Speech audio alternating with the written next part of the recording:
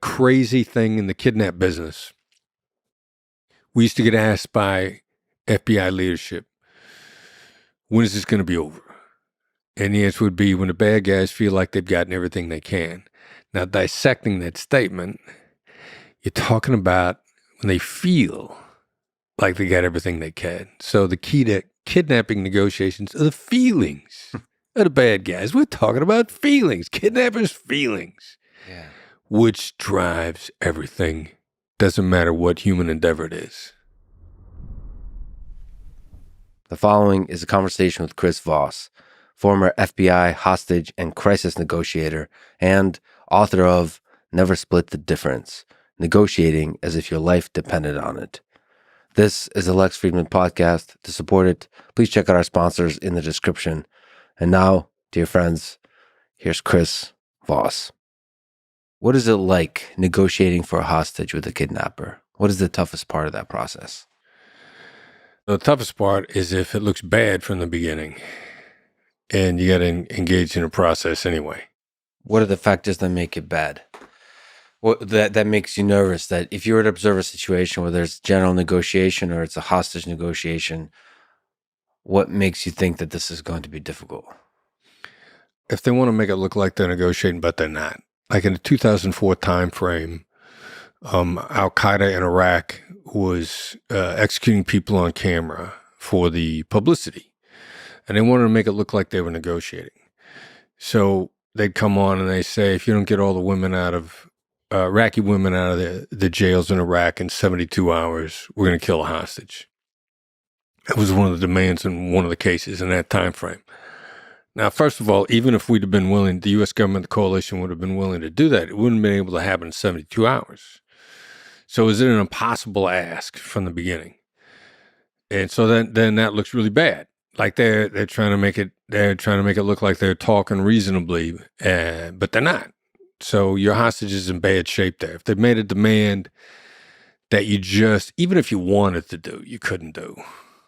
So then what makes that very difficult is, in kidnappings especially, you're working with family members, you're coaching people.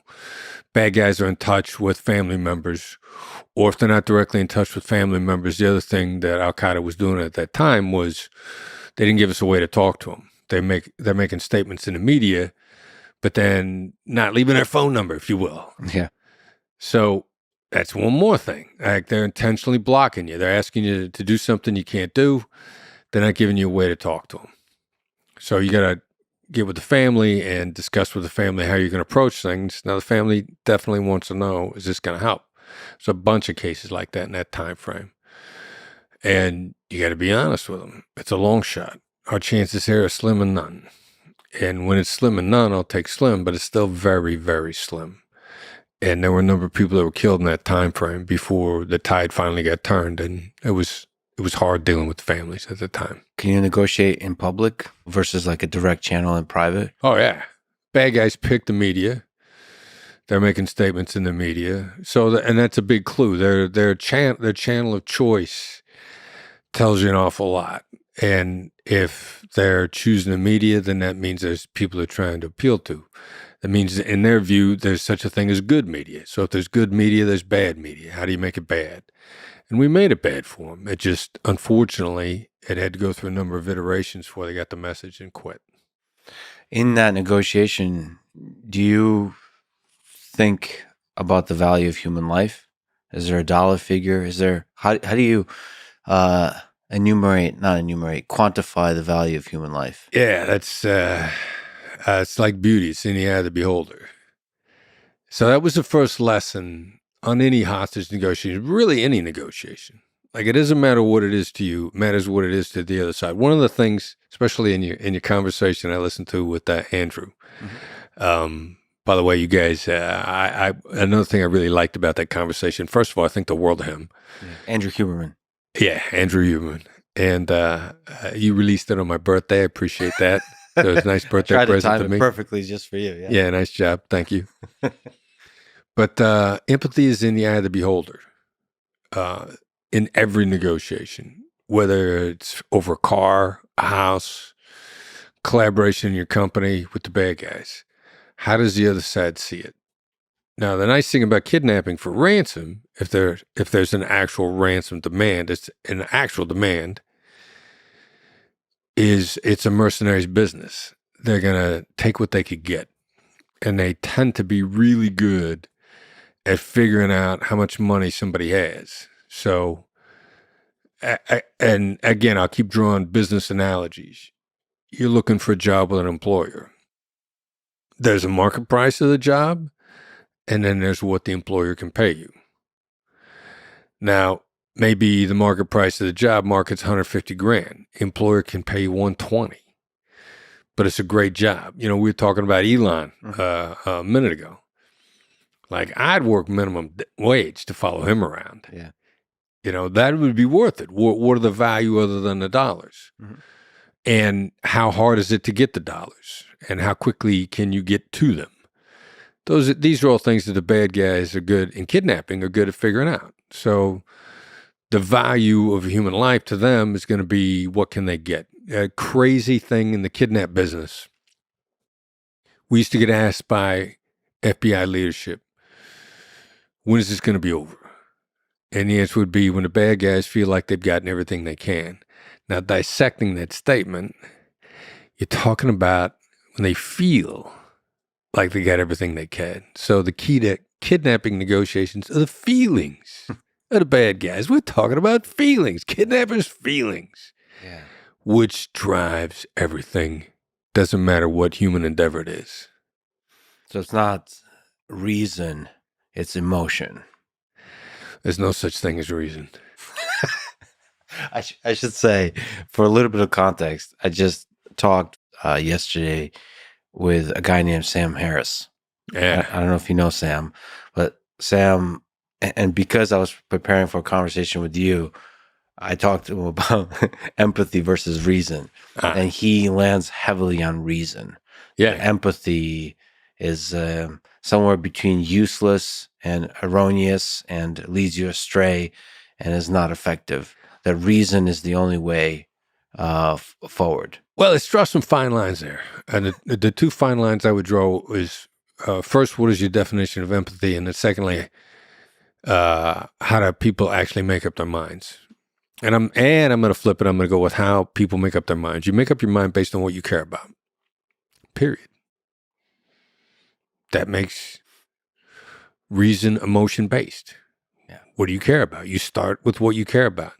You see some guy swimming out off the coast of the ocean, and you see a shark coming up behind him. Who are you cheering for? If it's Adolf Hitler out there, you're cheering for the shark. You might actually feel bad for the shark because it's gonna taste bad. Who do you care about? You mean the human will taste bad? Yeah, if he eats Adolf Hitler, it's going to leave a bad taste in your mouth, even if you're a shark. So you're making up your mind on every circumstance based on what you care about. Yeah. So then what does that do to reason? Your reason is based on what you care about from the beginning. Now then, empathy. If you define it as sympathy, which it was never meant to be sympathy, ever. Etymology, I think is the word. I keep getting etymology and entomology mixed up. Etymology being where words came from, the origin. Entomology being bugs. Got it. Right. So I like etymology. Where did something come from? I also like entomology. Anyway, etymology. My understanding from my research, the original definition of empathy was an interpretation of a German word where people were trying to figure out what the artist was trying to convey. It was about assessing art. And so it was always about understanding where somebody was coming from, but not sharing necessarily that same thing. So then when I was with the FBI and I first started collaborating with Harvard, Bob Mnookin wrote a book, Beyond Winning. Second chapter is the tension between empathy and assertiveness. Still the best chapter on empathy I've ever read anywhere. And Bob writes in his book, Bob was the head of the program on negotiation. He's also agreed to be interviewed for a documentary that's about me and my company that hasn't been released yet, but it should be released sometime this year. What's the name of the documentary? Tactical Empathy. Good name. So Bob's definition of empathy said not agreeing or even liking the other side. Don't even got to like them. Don't got to agree with them. Just straight understanding where they're coming from and articulating it, which requires no agreement whatsoever. That becomes a very powerful tool, like ridiculously powerful. And if sympathy or compassion or agreement are not included, you can be empathic with anybody. I was thinking about this when I was getting ready to sit down and talk to you, because you use the word empathy a lot. Mm-hmm. Putin. I can be empathic with Putin. Easy. It's easy. I don't agree with where he's coming from. I don't agree with his methodology. Early on the Ukraine-Russian war, I saw an article that was very dismissive of Russia that said, Russia's basically Europe's gas station. And I thought, all right, so if you're in charge and the way you feed your people is via an industry that the entire world is trying to quit, the whole world is trying to get out of fossil fuels. If that's how you feed your people, if you don't come up with an answer to that, the people that you've taken a responsibility for are going to die alone in the cold and the dark. They're going to freeze and they're going to die. All right, so that doesn't mean that I agree with where he's coming from or any of his means. But how does this guy see things in his distorted world? You're never going to get through to somebody like that in a conversation unless you can demonstrate to them you understand where they're coming from, whether or not you agree. Early 90s, last century. I'm a last century guy. I'm an old dude. Refer to myself as a last century guy. Also a deeply flawed human. Yeah. So, terrorist case, New York City, civilian court. Terrorism does not have to be tried in military tribunals. That's a very bad idea. It was always bad. The FBI was always against it. I'm getting ready. We have Muslims testifying in open court against a legitimate Muslim cleric. The guy that was on trial had the credentials as a legitimate Muslim cleric. The people that were testifying against him didn't think he should be advocating murder of innocent people. We'd sit down with them, Arab Muslims, Egyptians mostly. And I would say to them, you believe that there's been a succession of American governments for the last 200 years that are anti-Islamic. And they'd shake their head and go, yeah. And that'd be the start of the conversation. That's empathy. You believe this to be the case. I never said I agreed. I never said I disagreed. But I showed them that I wasn't afraid of their beliefs. I was so unafraid of them that I was willing to just state them and not disagree or contradict, because I would say that and then I'd shut up and let them react. And I never had to say, here's why you're wrong. I never gave my point of view. Every single one of them that testified. That's empathy, not agreeing with where the other side is coming from. I'm not sure how Sam would define it, but common vernacular is its sympathy and its compassion. And that's when it becomes useless. And there's a gray area, maybe you can comment on it, is sometimes a drop of compassion helps make that empathy more effective in the conversation. So you just saying you believe X doesn't quite form a strong of a bond with the other person. You're imagining it doesn't. Maybe you're right. Yes, I'm imagining it doesn't. I'm imagining you need to show that you're on the same side.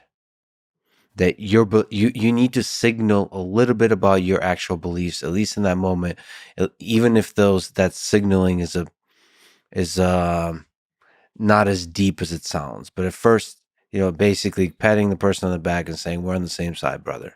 That's what most people, when they're really learning the concept, that's the basic human reaction. Yeah. And in application, especially in highly adversarial situations, like I need a regular guy, Muslim, but how's that guy going to say, buy it if I dude, I'm on your side. I've been there. I feel you. No. People get conned by that so much Like if we're on opposite sides of the table and I try to act like I'm not on the opposite side of the table, that makes me disingenuous. So I would rather be honest. My currency is integrity. And at some point in time, if you go like, you know where I'm coming from? My answer is going to be like, look, I can agree on maybe where we're going. But if we're talking about, am I on your side now? As a human being, I want to see you survive and thrive, not at my expense. I think the world is full of opportunity. I'm optimistic. I got more than enough reason for saying that. There's enough here for both of us. So I got no problem with you getting yours. Just don't take it out of my hide. And I'm going to be honest about it, about both of those things. I'm not interested in you taking it out of my hide. I think there's plenty here for both of us.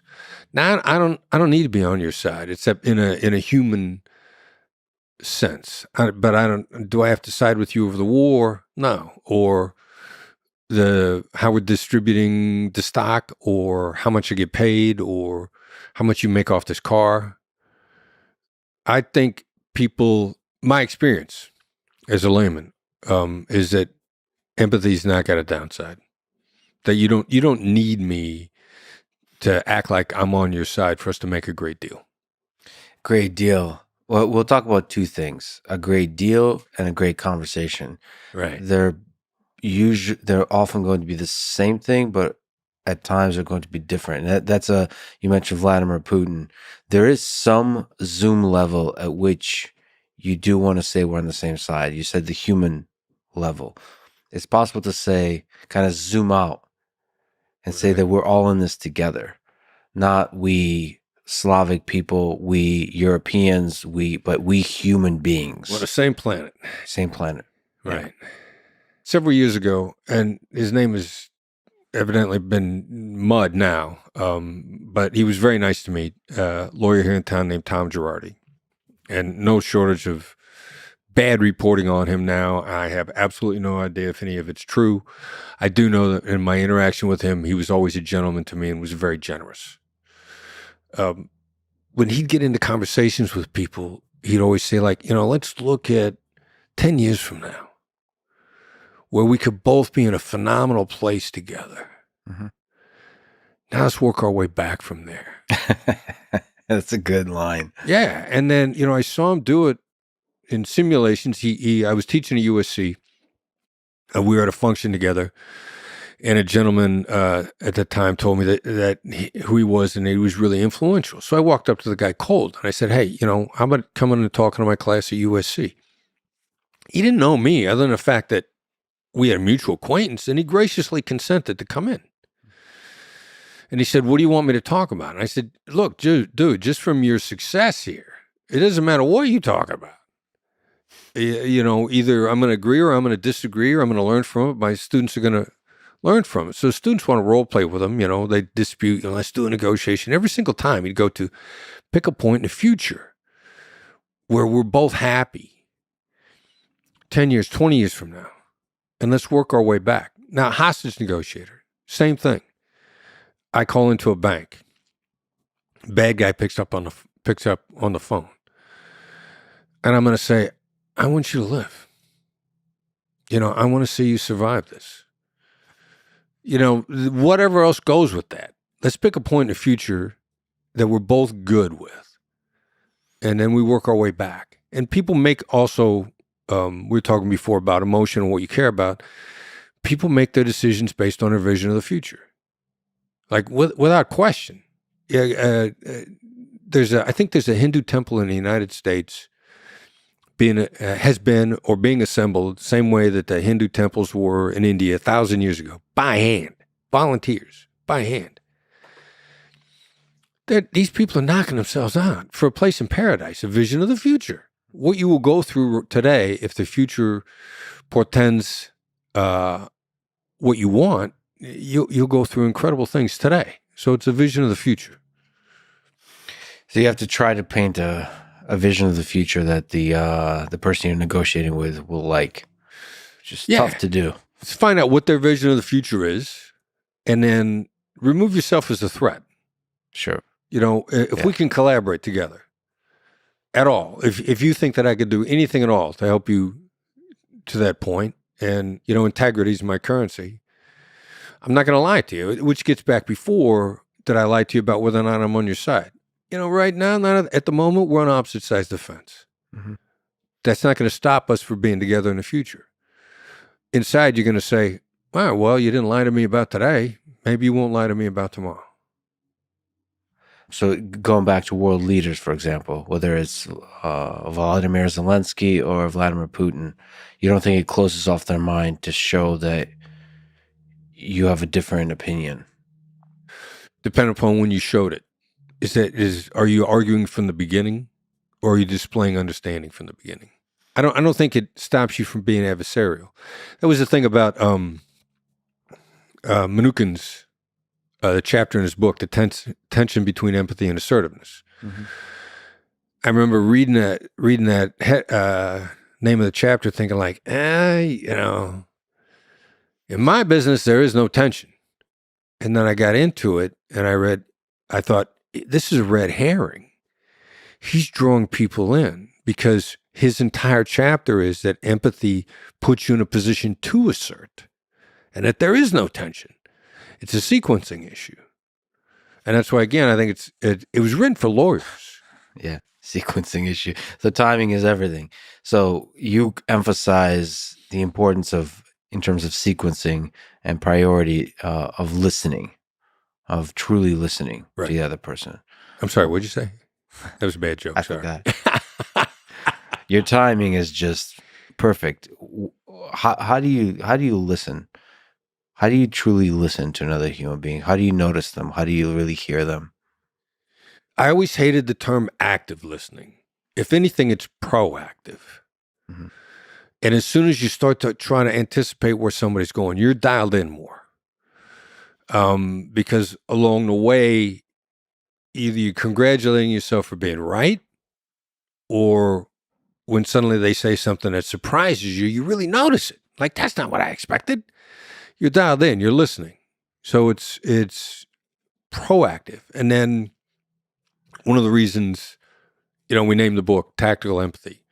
Name the book Never Split the Difference, but we're talking about tactical empathy. Mm-hmm. Calibrated emotional intelligence. What's it calibrated by? First, it was experience as hostage negotiators, and we've come to find out that our experience as hostage negotiators is backed up by neuroscience. Another reason why I listen to Andrew Huberman's podcast all the time. Heavy on the neuroscience. Mm-hmm. And so then emotional intelligence calibrated by what we know about neuroscience. What do we know about neuroscience? And I'll talk about it from a layman's perspective, and to even say we is an arrogant thing, human beings. I didn't do the research. I'm scooping up as much of it as I can as a layman. The brain's largely negative. I think there's ample evidence. People would argue with you as to what the wiring is and what does what, and the limbic system and all of that. But the brain is basically 75% negative. As a layman, I make that contention. Number one. Number two, the best way to deactivate negativity is by calling it out. And I could say, look, I don't want you to be offended by what I'm getting ready to say. That's a denial. Your guard is up. You're getting ready to get mad. If I say, what I'm getting ready to say is probably going to offend you. Now you relax a little bit and you go, all right, what is it? And then I say it, whatever it is, and you're going to be like, oh, that wasn't that bad. Because we knew from hostage negotiation, by calling out the negativity, deactivate it. And then a number of neuroscience experiments have been done right and left by calling out negativity, deactivating the negativity. Calling out ahead of time. So like acknowledging that this is ahead of time, that this is going to hurt. The experiments that I've seen have been when the negativity was inflicted, and then having the person that it was being inflicted upon simply identify it. Just identify. Yeah, what are you feeling? I'm angry. And the anger goes away. It's tough because I've had a few, and again, we're dancing between things, but I've had a few conversations where anger arose in the guest I spoke with. Yeah. and I'm not sure identifying it. That's like leaning into it and going into the depths, because that's going to the depths of some emotional, psychological thing they're going through that I'm not sure I want to explore that iceberg with the little ship we got. You have to decide, do you want to avoid it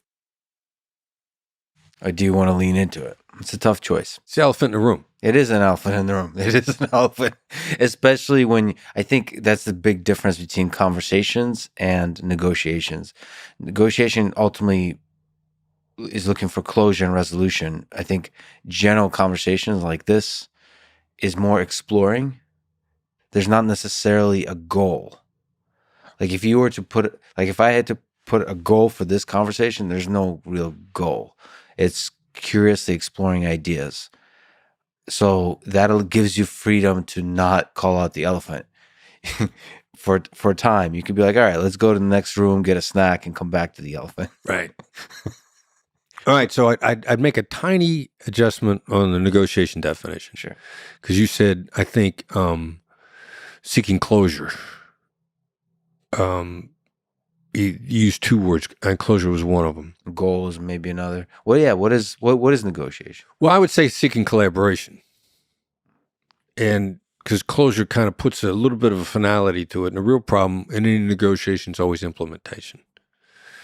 It's why we say yes is nothing without how.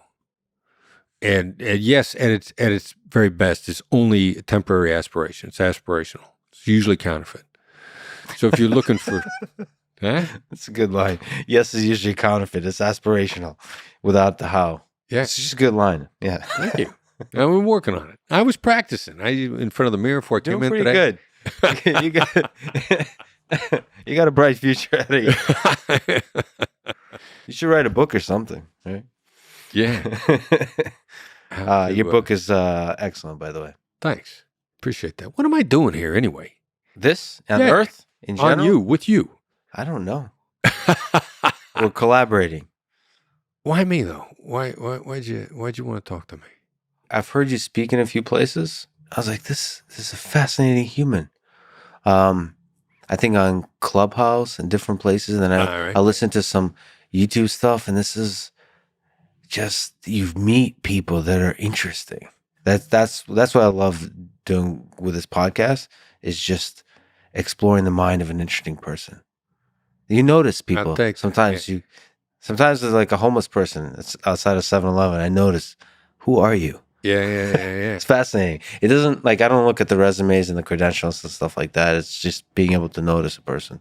As I've been leafing through the different choices of the podcast, sure, the young lady that OnlyFans and the sex workers, that's a fascinating human being. Yeah, like, I want to know what makes that person tick. 1,000%.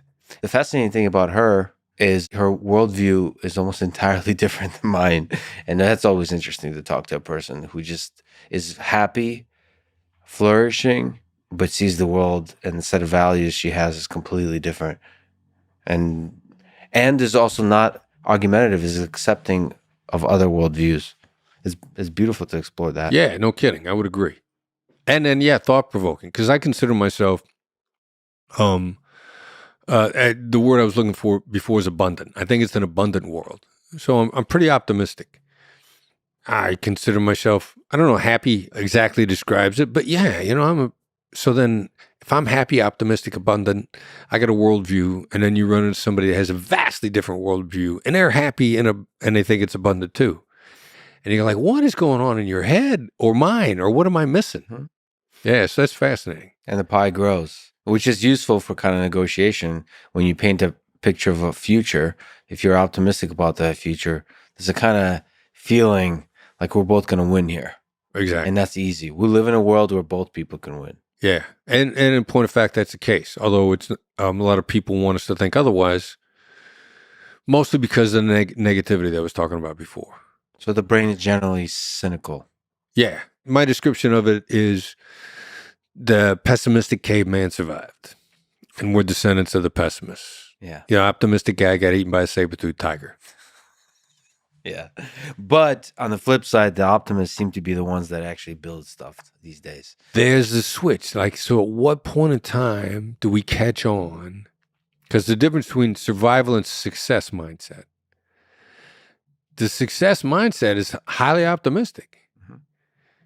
So where do we switch, or how do we stay switched from survival to success? That's the challenge. Yeah, somewhere we stopped being eaten by saber-toothed tigers and started building bridges and buildings and computers and companies. And We started to experience, we got enough data back to collaborate, and we stopped listening to our amygdala and we started listening to our gut. let me just to return briefly to terrorists. What do you think about the policy of not negotiating with terrorists? Well, that's not the policy, first of all. Now, everybody thinks that's the policy. Yeah. It hasn't been the policy since 2002, when Bush 43 signed a National Security Presidential Directive, NSPD, at the time it was NSPD 12, which basically said, we won't make concessions. That doesn't mean we won't talk. So I'm in Colombia at the same time, and I have been intimately involved with the signing of him signing that document.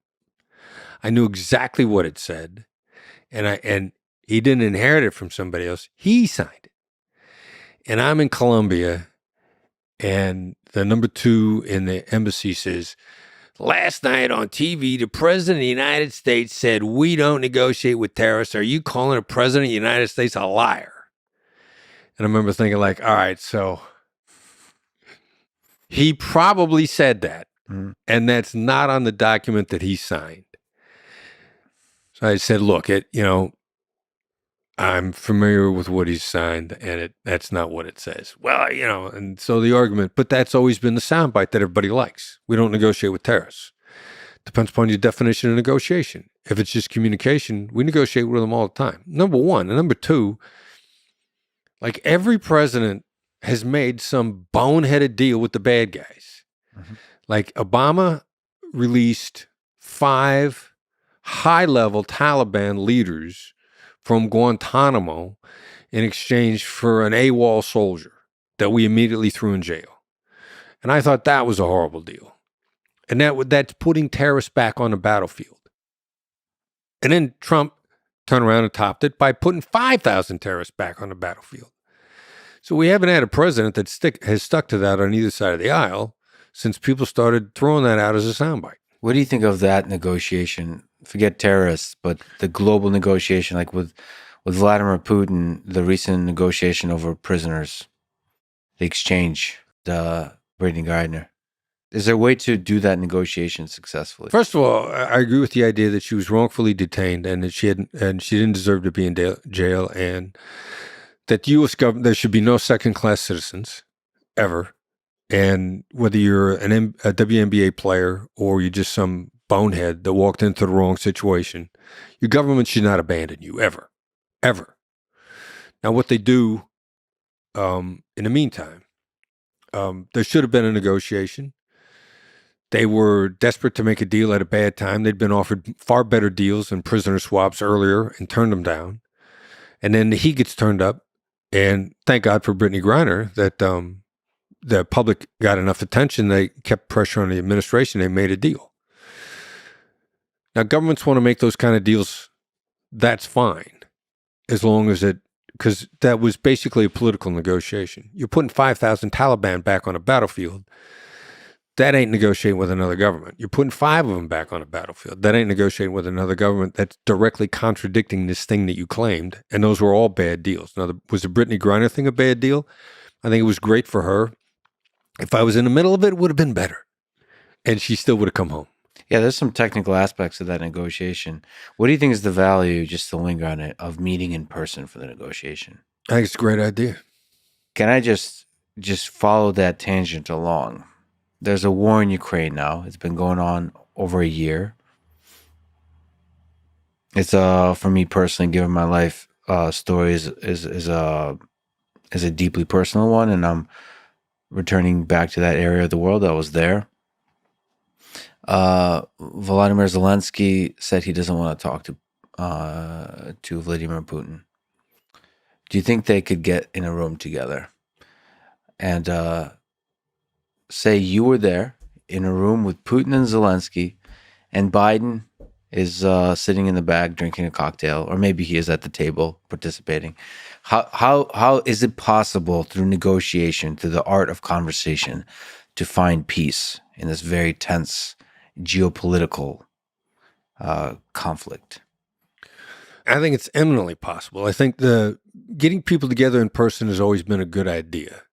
Now, how many times, who's getting them together, under what circumstances, and how many times you're getting them together? The documentary, The Human Factor, about the Mideast peace negotiations, mostly through the 90s, mostly into the Clinton administration, got kicked off under Bush 41.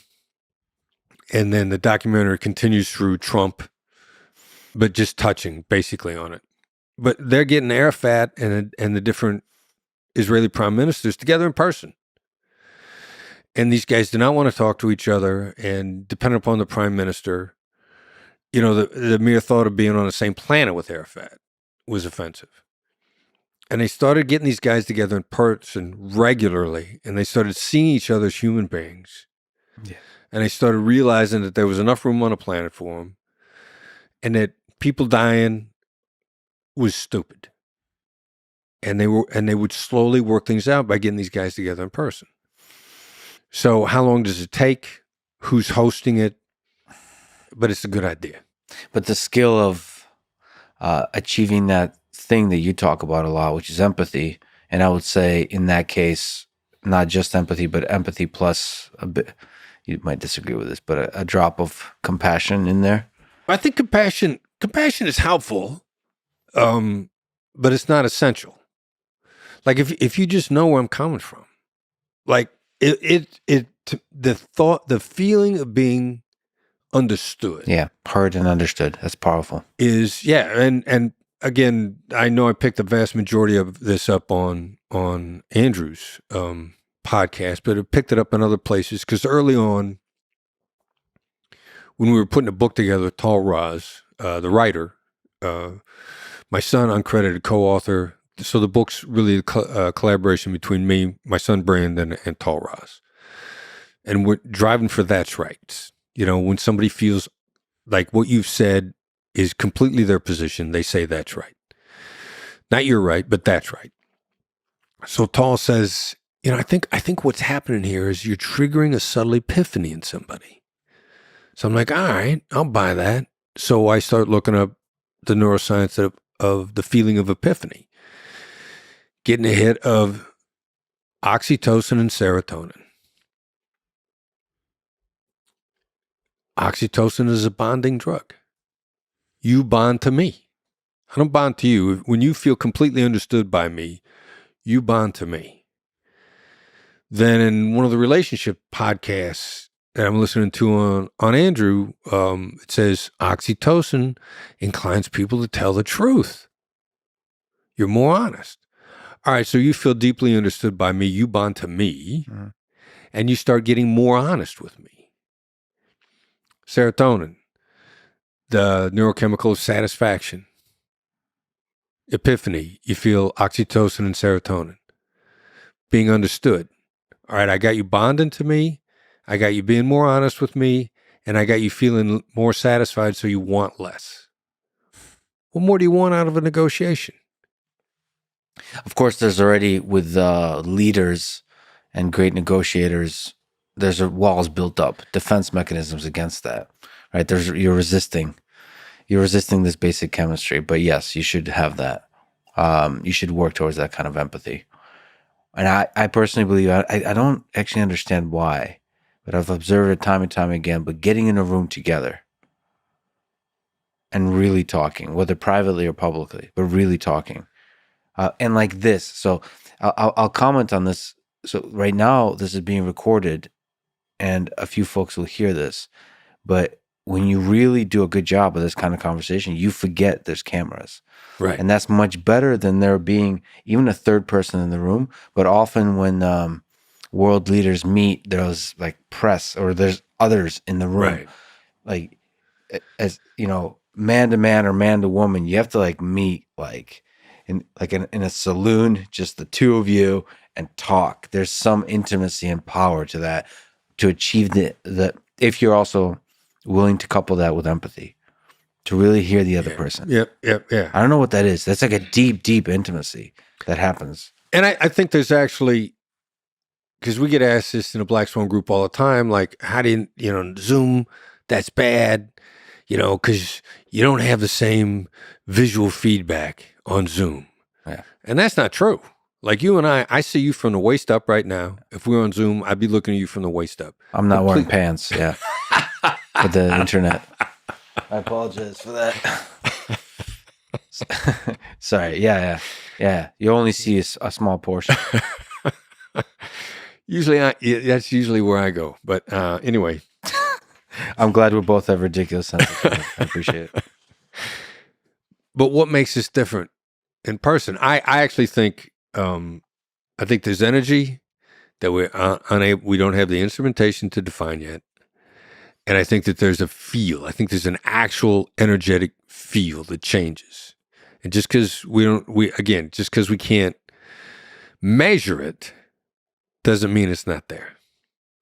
Yeah, I would love to figure out what that is. Folks that are working on virtual reality are trying to figure out what that is. During the pandemic, everybody was on Zoom and Microsoft. Everybody was trying to figure out, how do we replicate that? I'm trying to understand how to replicate that, because it sure is not fun to travel across the world just to talk to Snowden or Putin or Zelenskyy. I'd love to do it over Zoom, but it's not the same. It's not the same. No, it's not the same. I'd go in a room with Putin. You would go in a room? I would, yeah, 1,000%. I'd get a that's right out of him. That's right. Well, first you would give him a that's right, probably. Getting and giving. See that, and here's the issue that trips everybody up in negotiation. The difference between hearing and speaking, the same words are vastly different. And what I'm looking for is the responses I'm getting out of you. Because if you can't, first, that's right, especially, like if you can't appreciate what that really means, hearing it is unsatisfying. So those two words are really important to you. You talk about this in your book. Yeah. What does that's right mean? Why is it important? Well, it means that what you just heard you think is unequivocally the truth. Like it's dead on. It hit the target. It's a bullseye. And it's been a topic of discussion, especially between my son and I, a lot. Like, what happens? This oxytocin bonding moment.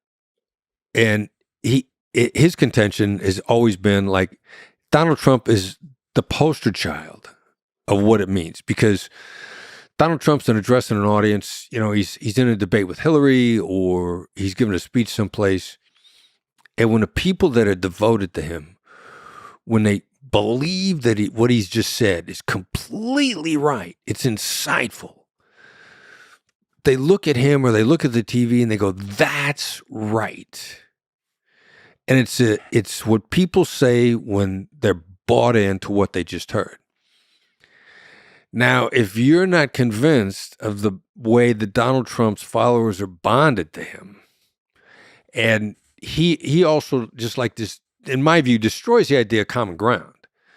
Because when he first started to run for president, the pundits all said, he's a New Yorker. Nobody in the Republican Party is going to like him. It's middle America. It's blue collar. It's regular common folks, factory workers. They're not going to like Trump because he's from New York and he went to Wharton. He's an Ivy Leaguer and he's a son of a wealthy real estate mogul, and he had $1 million handed to him when he got out of college. He's born with a silver spoon in his mouth. The rank and file Republicans are never going to accept this guy based on common ground. Look how smart that was. Do you think he's a good negotiator? Do you think Donald Trump is a good negotiator? No. I think he's a great marketer.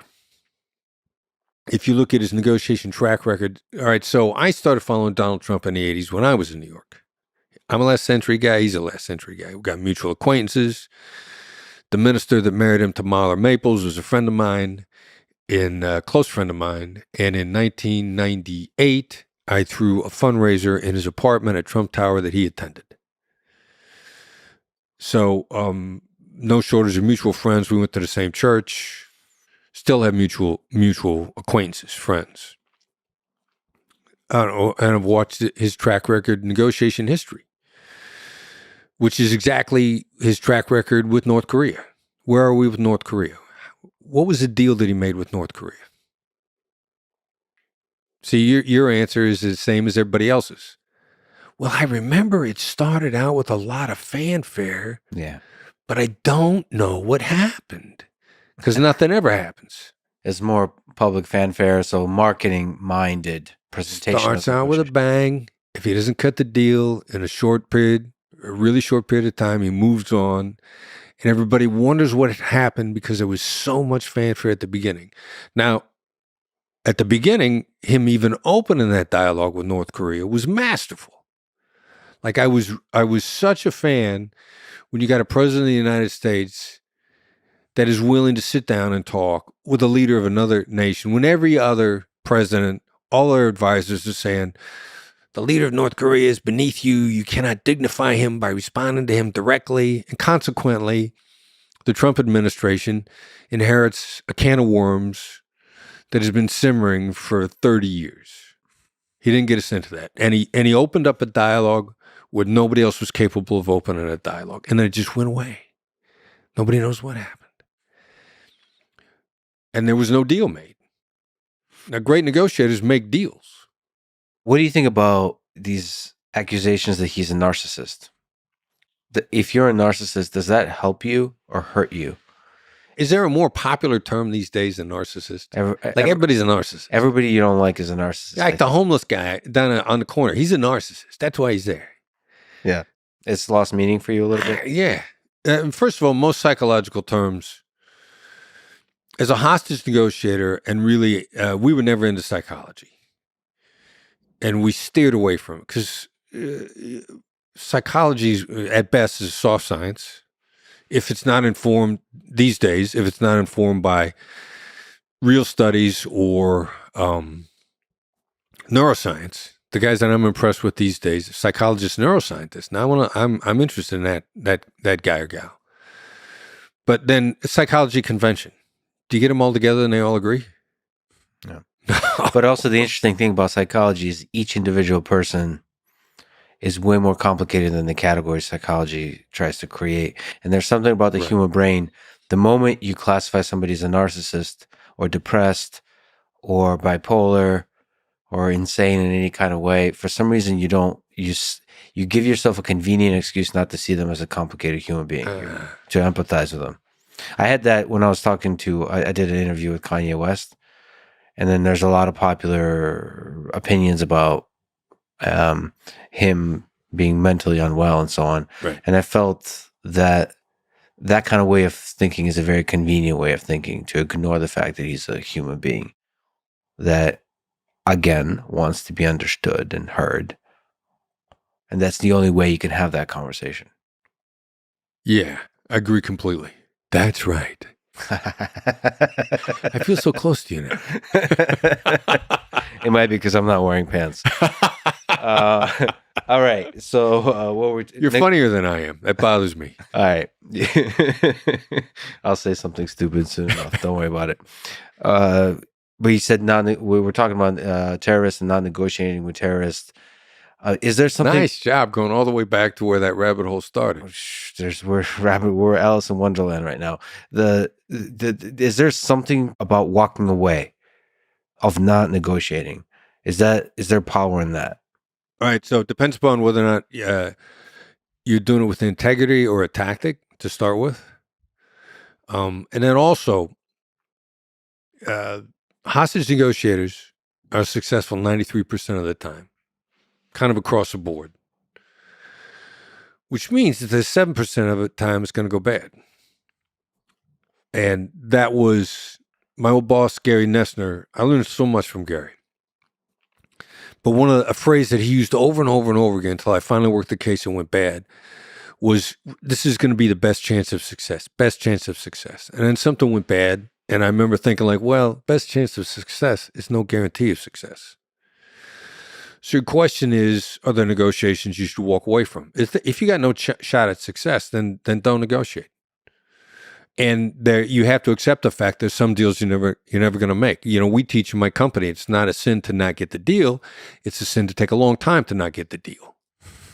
Mm-hmm. And, you know, Gary, in his infinite wisdom, you know, they realized that there was something called suicide by cop, and that it might have. Gary was very much into clusters of behavior. He kept us away from psychological terms, and there would be clusters of behavior Mm-hmm. that would be high risk indicators. And he wrote a block of instruction called high risk indicators, which meant if you start seeing this stuff show up, this thing's probably going bad, and you're going to need to recognize that from the very beginning and adjust accordingly. And it's the same way in business and personal life. I'm talking to the head of a marketing company I have tremendous respect for. I admire what this guy in this company does. Started from scratch. He borrowed space in the back of a drugstore to start his company. And now it's hugely successful. And he's laying out to me that he finally had to confront a potential client and walk away from him. And he said, how do you think I handle this? And my answer was 1,000% correct.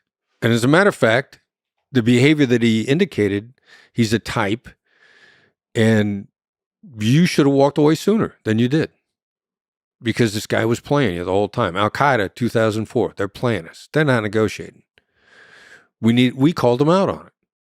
We don't think you're negotiating. You didn't say it exactly like that, but that was absolutely the approach. You know, confront people on their behavior in a respectful way. And signal that you're willing to walk away. And mean it, 1,000%. And mean it. Isn't that terrifying? I mean, it's scary because you don't want to really walk away. Or do you have to really want to walk away? Well, yeah, this gets core values, your view of reality. If it's an abundant world, it's not scary to walk away. If it's a finite world with limited opportunities, then it's horrifying.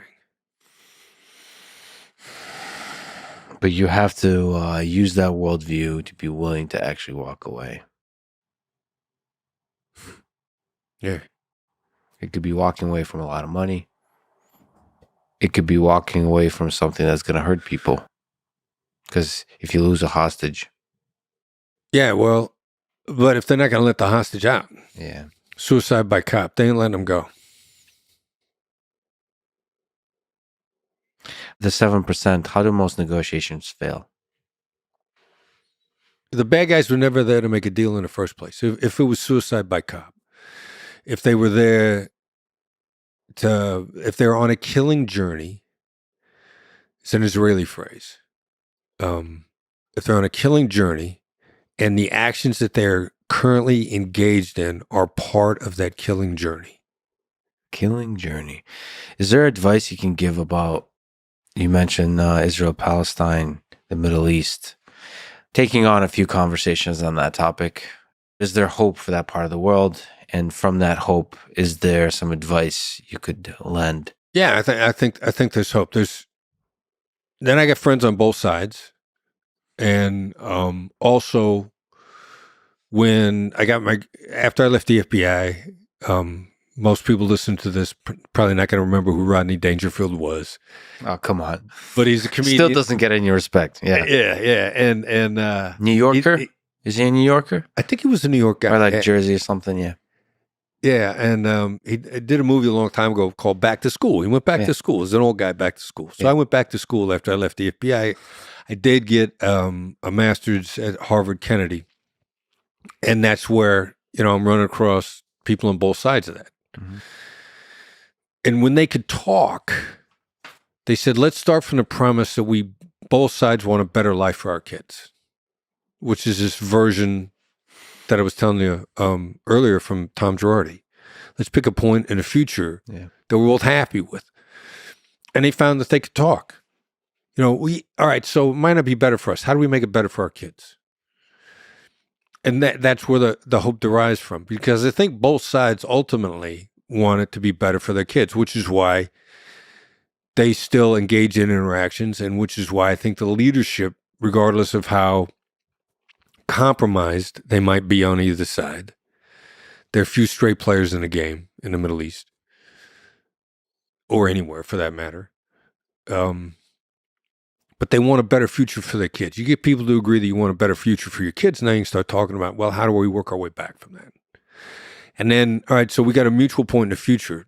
The Israeli-Palestinian negotiations are also, for me, interesting because you mentioned Clubhouse about almost 2 years ago now, when Israel was shelling Gaza. They hit the UPI office. You know, they got fed up with the rocket attacks from Hamas. And of course, Hamas is putting rockets in the UPI office or the AP office, whichever press office it was there. How's that office going to be there otherwise? Hamas is running a show.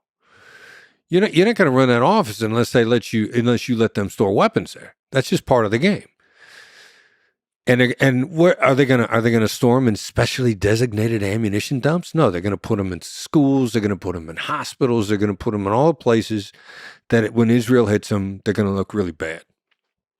So after a while, Israel gets fed up and they start shelling Gaza, and they're hitting these places. A friend of mine, Nicole Benham, is hosting rooms on Clubhouse, and she says, you got to come on. The vitriol is killing me. These are all turning into screaming matches. Nobody's talking to anybody. I said, all right, cool. We'll go on. We'll do it and watch. We won't have a single argument. We'll invite people on from both sides. There was one rule.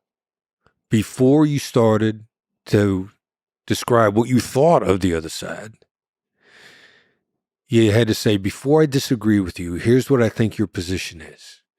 And you got to continue to state the other side's position until they agree that you've gotten it. Now, what happened? No agreement and no arguments. That was what we were really going for. We wanted to show that people on both sides, in one of their emotional time frames, if your only requirement was you had to state the other side's position first, nobody got out of control.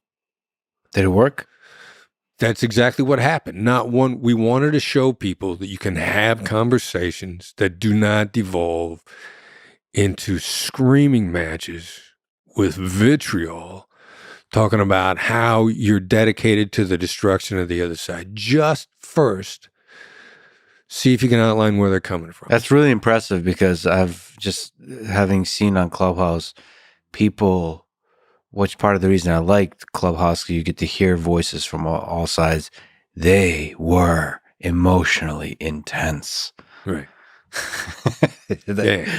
It was, I'm sweating just in the buildup of your story here. I thought it's going to go to hell, but you're saying it kind of worked. Not one person lost control. Now, of the two sides, the people that were speaking on behalf of the Israelis were a little better at articulating supportive positions for the Palestinians. Most of the people that want to speak up on behalf of the Palestinians, they'd want to start in like, you're doing this. And I'd say, no, you can go there, just not yet. Mm-hmm. Before you go there, you can say that all you want.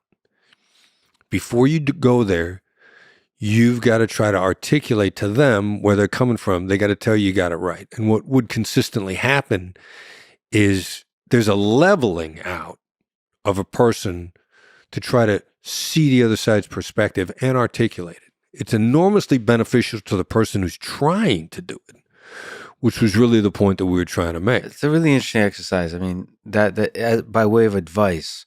So if it works at Clubhouse, for people who don't know, that's like a voice app where you can be anonymous. So it's really regular people, but regular people who can also be anonymous. It can be chaos.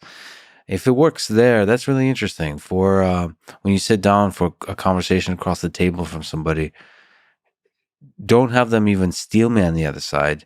Have them just state the other side. Just explain your understanding of it. Yeah. That's it. And every now and then I would jump in.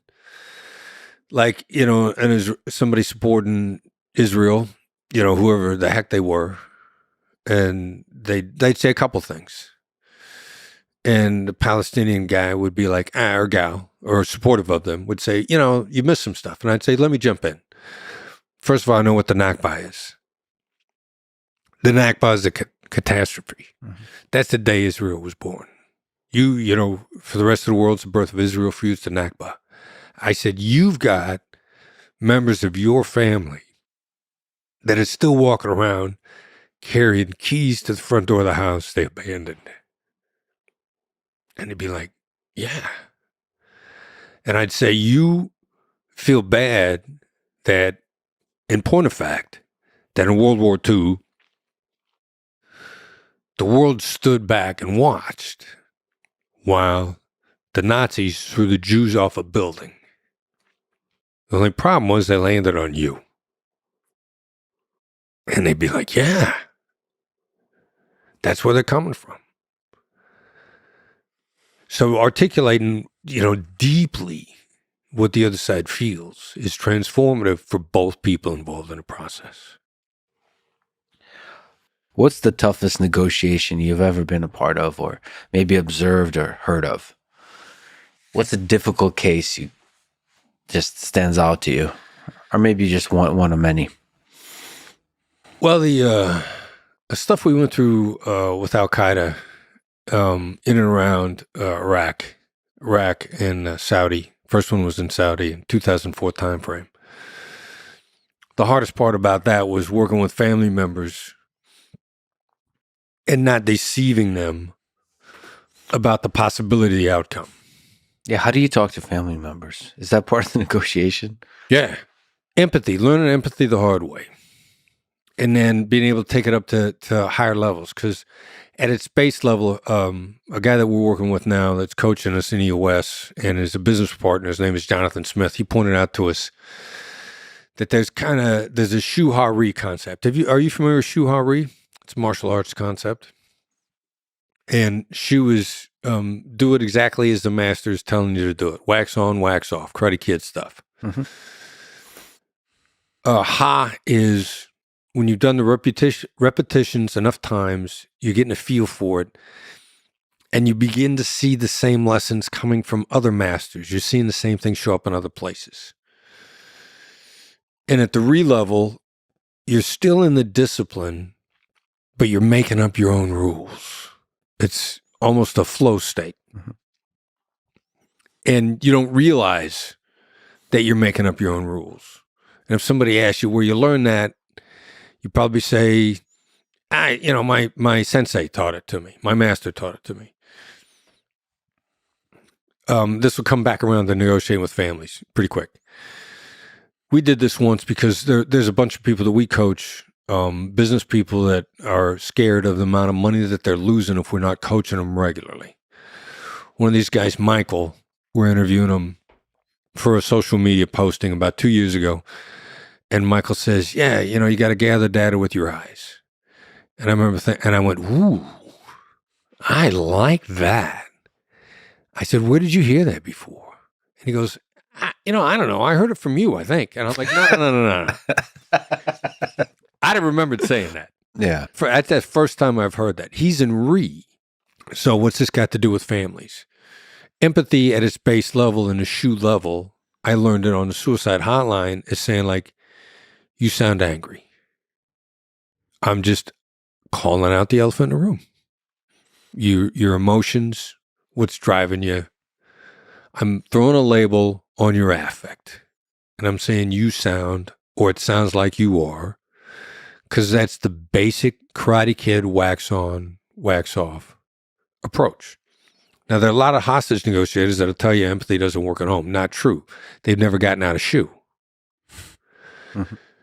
You're getting ready to talk to your significant other, and you want to go someplace that you know is going to make her angry. You want to go do something. Now, that's real negotiation right there. You could say to her, you sound angry, in which case she's going to blow up because her reaction is, you made me angry, bozo. Can you act like you're an innocent third party or that you were independent of how I feel bad?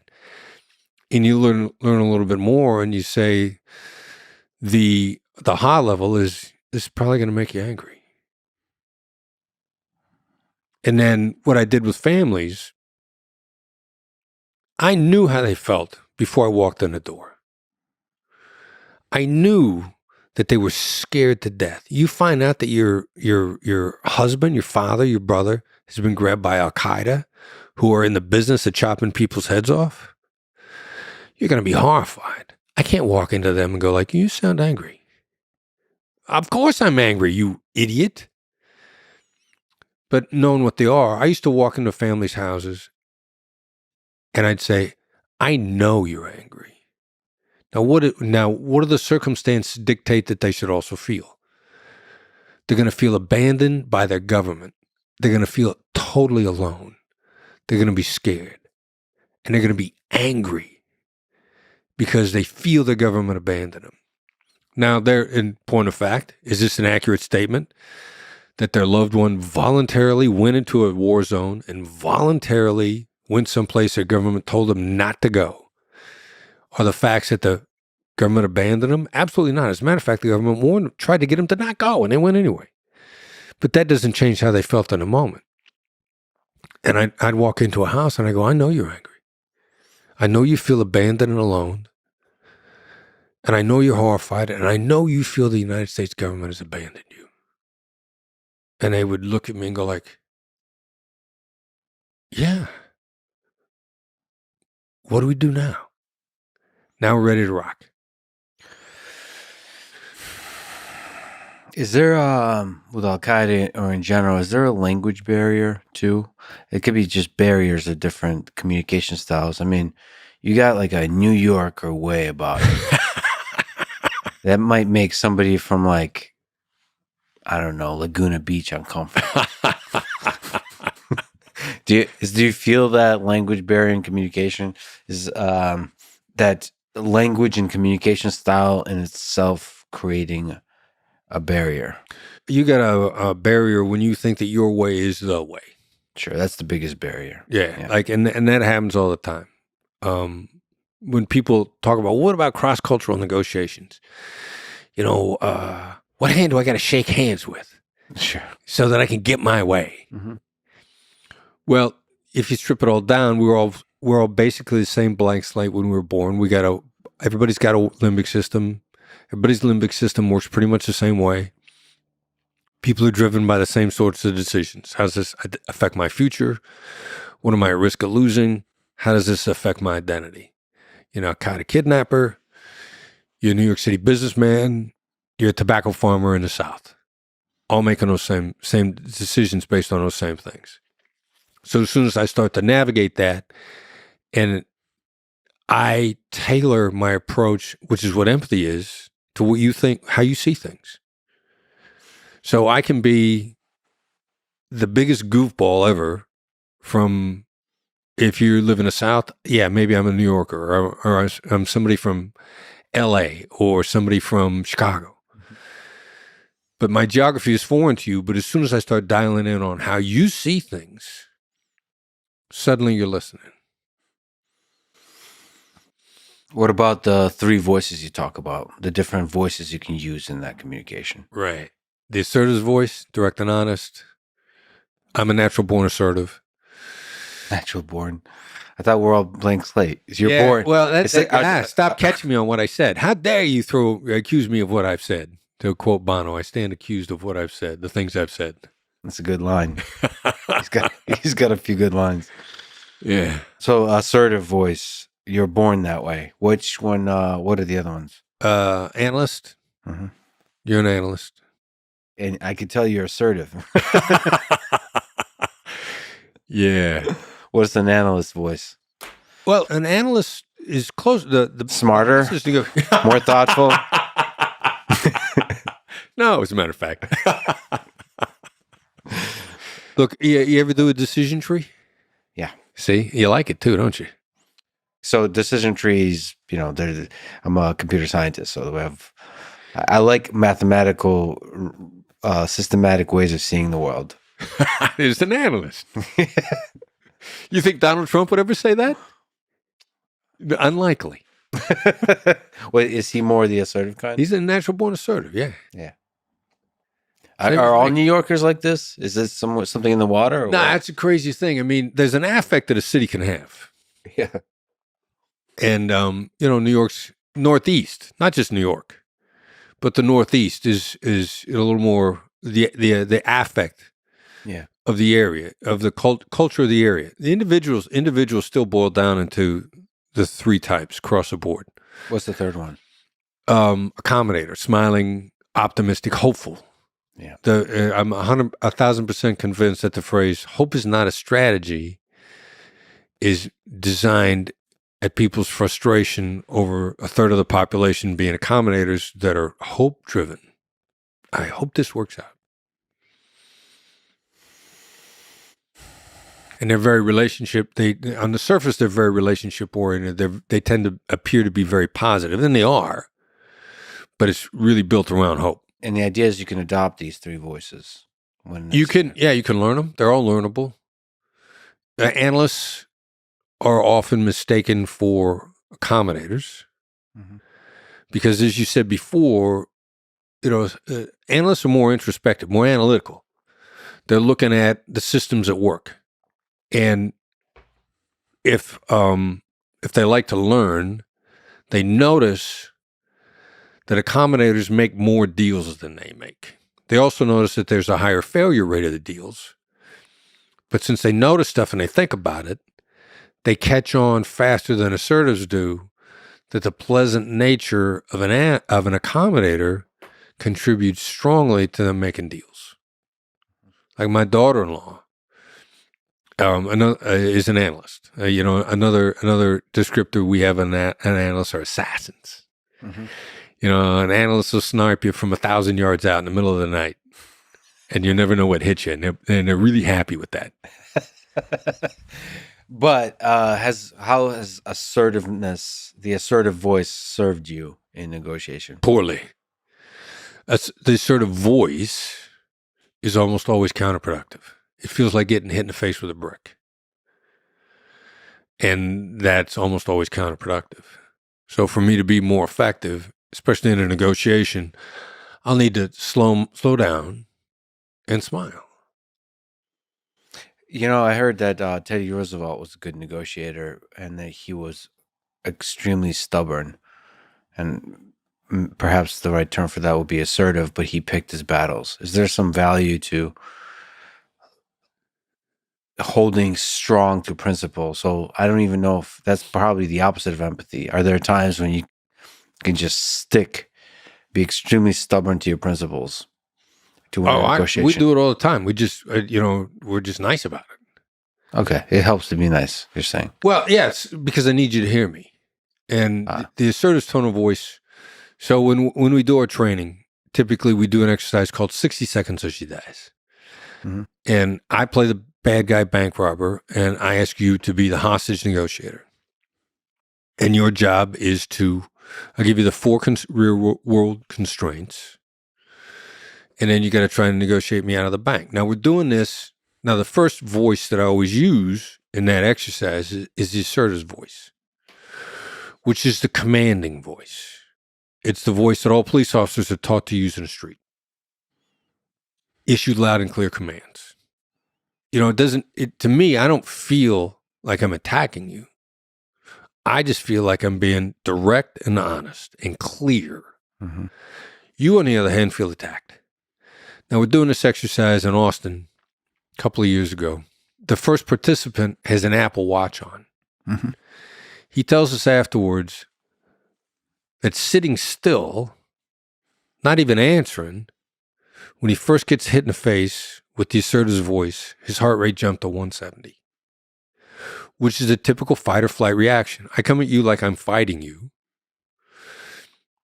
Your fight flight mechanisms all kick into gear, which clouds your thinking. You're automatically dumber in the moment. Mm-hmm. So if I want to make a great long-term deal with you, highly profitable, I'm agnostic to you being profitable. You be profitable, that's fine. I'm here to make money for me.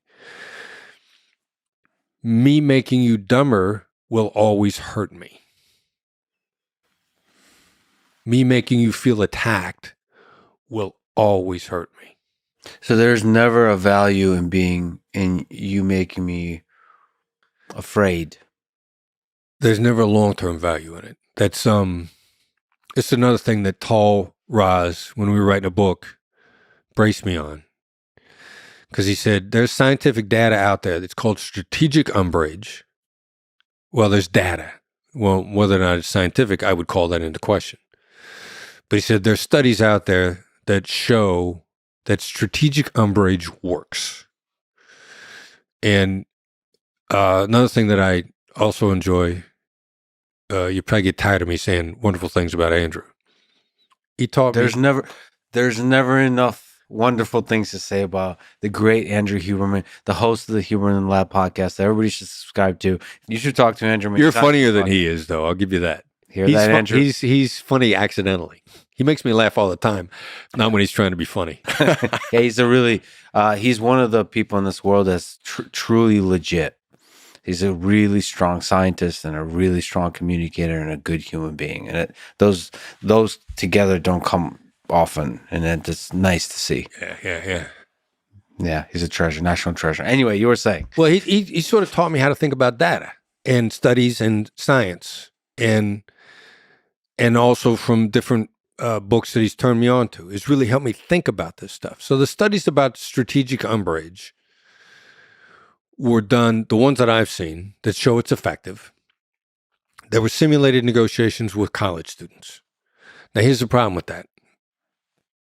A simulated negotiation with a college students are going to sit down as part of their assignment. They're going to sit down one time. They're going to sit down for 45 minutes, and they're going to think that if they didn't come to a deal at all, that they failed. Mm-hmm. And there's no ongoing implementation. There's just a deal, and then they walk away of a pretend situation. So they got no actual real skin in the game. There's no deal on earth. Do you sit down and come to an agreement in 45 minutes and never see each other again because there's the implementation of the deal, even if it's only payment. So the data is flawed based on the way it was collected. It's a highly flawed study. And all data is flawed, as you know, as a scientist. You just got to be aware of what the flaws are and decide whether or not that destroys the study. Or what do you think? You take a look at the data. There's no such thing as perfect data. Look at the data, see what you think of it. The data that says that strategic umbrage works is based on flawed circumstances. Can you explain strategic umbrage? Getting mad, scaring the other side into a deal. Getting mad at using anger strategically to bully the other side into an agreement. That's nice to hear in some sense. It's nice to hear that empathy is the right way in almost all situations. It's nice. Best chance of success. Not that it works every time, just it works more than anything else does. What is the technique of mirroring? There's a lot of cool stuff in your book. There's just kind of jump around. What's mirroring? Mirroring is like, it's one of the most fun skills because it's the simplest to execute. You just repeat 1 to 3-ish words of what somebody said, usually the last 1 to 3 words. Mm-hmm. What I found about it is the people that really like mirroring love it because it's so simple and so effortless and invisible. They typically, for lack of a better term, tend to be both high IQ and high EQ. Like, I'm not a high IQ guy. I'm an average dude. I like to think that I can learn. And EQ, emotional intelligence, is a skill you can build, and I'm always working on building it. Mm-hmm. But a lot of really regular average people, we're like, mirroring, that's stupid. I'm not doing that. And I don't know why they don't like it. But when I find somebody that loves to mirror, I'll always ask them, how'd you score on IQ? Mm-hmm. And typically their IQ is pretty high. Now, I don't know why that combination attracts people to mirroring, because it's 9 skills, 8 from hostage negotiation, and the 9th really was tone of voice, and we just define that as a skill. And each one is different and focuses on different components of the conversation. And a lot of people don't like to mirror. They found it so awkward. Like, I'm not particularly strong in mirroring. I got to do it intentionally. I'm good at labeling. But does it almost always work? Oh, yeah. Yeah, it feels maybe awkward, but it's true. There's got to be ways to signal that you're truly listening. That's part of it. I think you can do body language. You can Yeah, there's a lot of ways to signal that, but mirroring is probably just this trivial little hack. It kind of is. There's a situation. I had a conversation with Stephen Kodkin. He's this historian, and he would say my name a lot throughout the conversation. He would be like, "Well, you have to understand, Lex, is that," and for some reason that was making me feel really good. I was like, he cares about me, and I wonder if that key, if everyone has that key, that could be a name. Just using people's name could be powerful. Using the name is really context driven. Mm-hmm. It can be extremely powerful with someone who's genuine, and it comes across in their demeanor, and it's used in a way that you can tell is meant to encourage you, as opposed to exploit you. Sure. And the people that are really into exploiting will also use it to do the same thing. So you have to be, you have to avoid using the things that people that are exploiters, manipulators use, because it might signal to others that this person is trying to trick me. Got to be very conscious of it. Yeah. What's labeling that you mentioned? The thing you like? Well, I said earlier that whole progression from you sound angry to this is probably going to make you angry to I know you're angry. Labeling is hanging a label on an emotion or an affect, and then just calling it out. Is that almost always good? Could it be a source of frustration when a person is being angry and you kind of put a label on it? Call out the elephant. Is it possible that will lead to escalation of that feeling versus a resolution? Well, what would make it bad? Like, if I'm pointing out like that blatantly obvious, like if I say, look, I need you to get up and go down to the bank and make the deposit. Let's say I'm talking to somebody who works in my company. Mm-hmm. I need you to get on the phone with this person and make the appointment. And they go, sounds like you want me to talk to this person.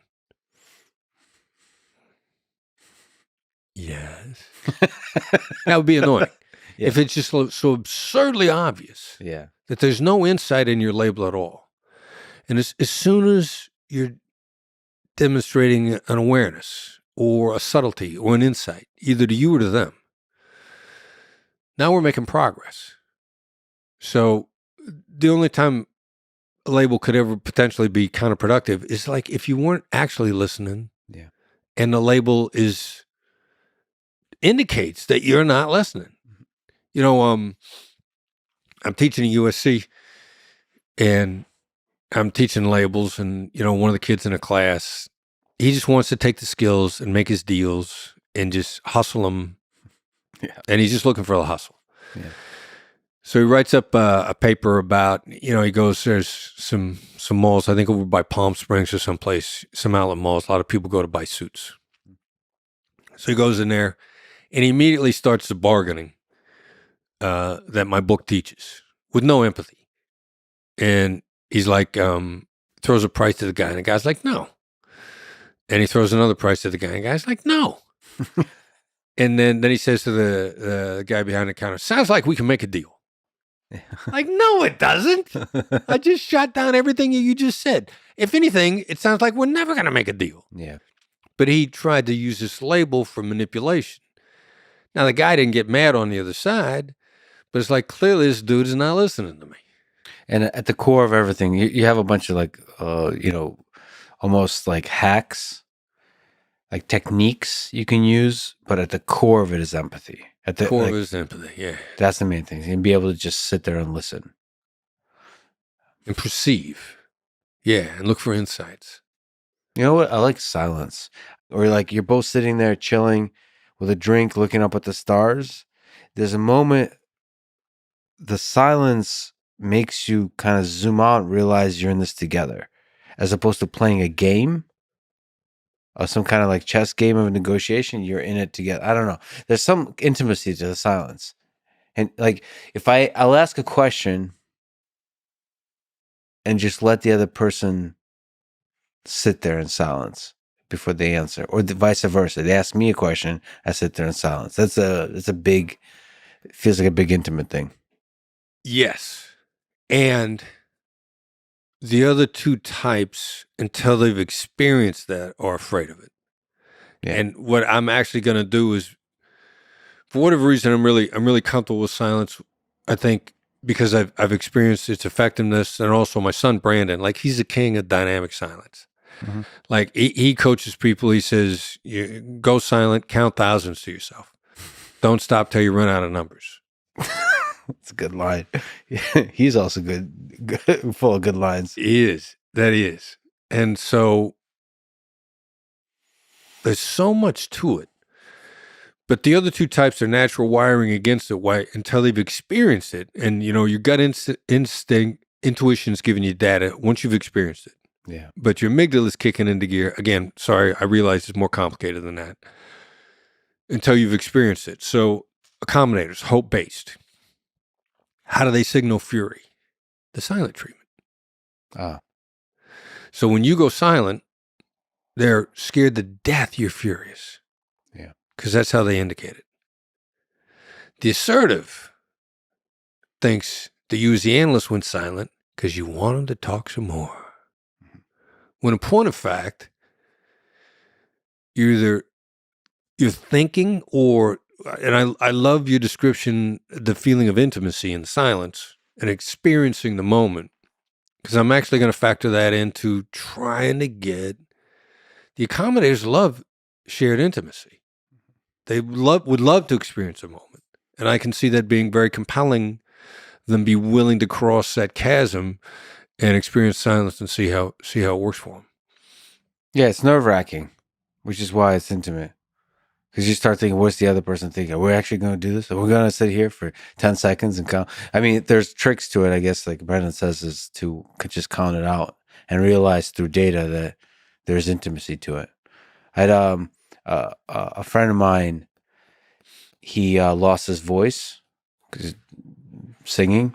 So the doctor said he can't talk for a week, just to heal the voice. Yeah. The vocal cords. But he hung out with other people, with friends, and didn't talk to them. He just hung out. Uh-huh. And he said it was really intimate. They both didn't talk to each other. They just sat there and enjoyed time together. I don't know. It's a wake up call. It's a thing to try maybe with people in your life. Just hang out and don't say anything. Like as an experiment, don't say anything the entire day, but spend Or time trying. together. Yeah, definitely. It's interesting. I haven't tried it myself. It seems it's kind of like a silent retreat, but more active as part of like regular everyday life. Anyway, is there other interesting techniques we can talk about here? So, for example, creating the illusion of control. Yeah, it's principally, by asking what and how questions, because people love to tell others what to do or how to do it. It does a lot. That was really the way when the book was first written that we really thought about what and how questions. Is giving the other side the illusion of control. And there's a lot more to it than that we've discovered. I mean, it triggers deep thinking. It wears people down. Deep thinking can be exhausting. And so what's the role of exhaustion in negotiation? Is that ultimately one? You got to be careful with that. Some people exhaust intentionally. One of my negotiation heroes, a guy now who's unfortunately suffering from dementia and Alzheimer's, John Domenico Pico, is the UN hostage negotiators that got all the Western hostages out of Beirut in the 80s. And he wrote a book called Man Without a Gun. And I'm acquainted with Johnny. At this point in time, I don't think he has any memory of who I am at all. But he writes in his book, one of the great secrets of negotiation is exhausting the other side. Political negotiations, that could be Johnny was very deferential. It was in the middle of, in the 80s, leading up to about 1986-ish. Every negotiation involving warring parties in the Middle East that you can imagine. He was in Cyprus. He was in Afghanistan, Iraq, and Iran. The Iranian government had tremendous trust in him as a Westerner, a representative of the UN, got all the Westerners out of Beirut, and he was just ridiculously patient. And then, which the other side would often find exhausting. So exhaustion can be a component of finding resolution in a negotiation. If it tamps down the negative emotions, often exhaustion will tamp down negative emotions. And the real trick is really getting negative emotions out of the way, because you're dumber in a negative frame of mind. So the goal is always positive emotion, as you talk about. That's what you're always chasing together. I think so. Yeah, and that's what that's right is about. Yes, like whatever you're triggering, whatever the chemistry you're triggering in your brain, you're like, yeah, we're doing good here. Yeah, I think so. For long-term success, absolutely.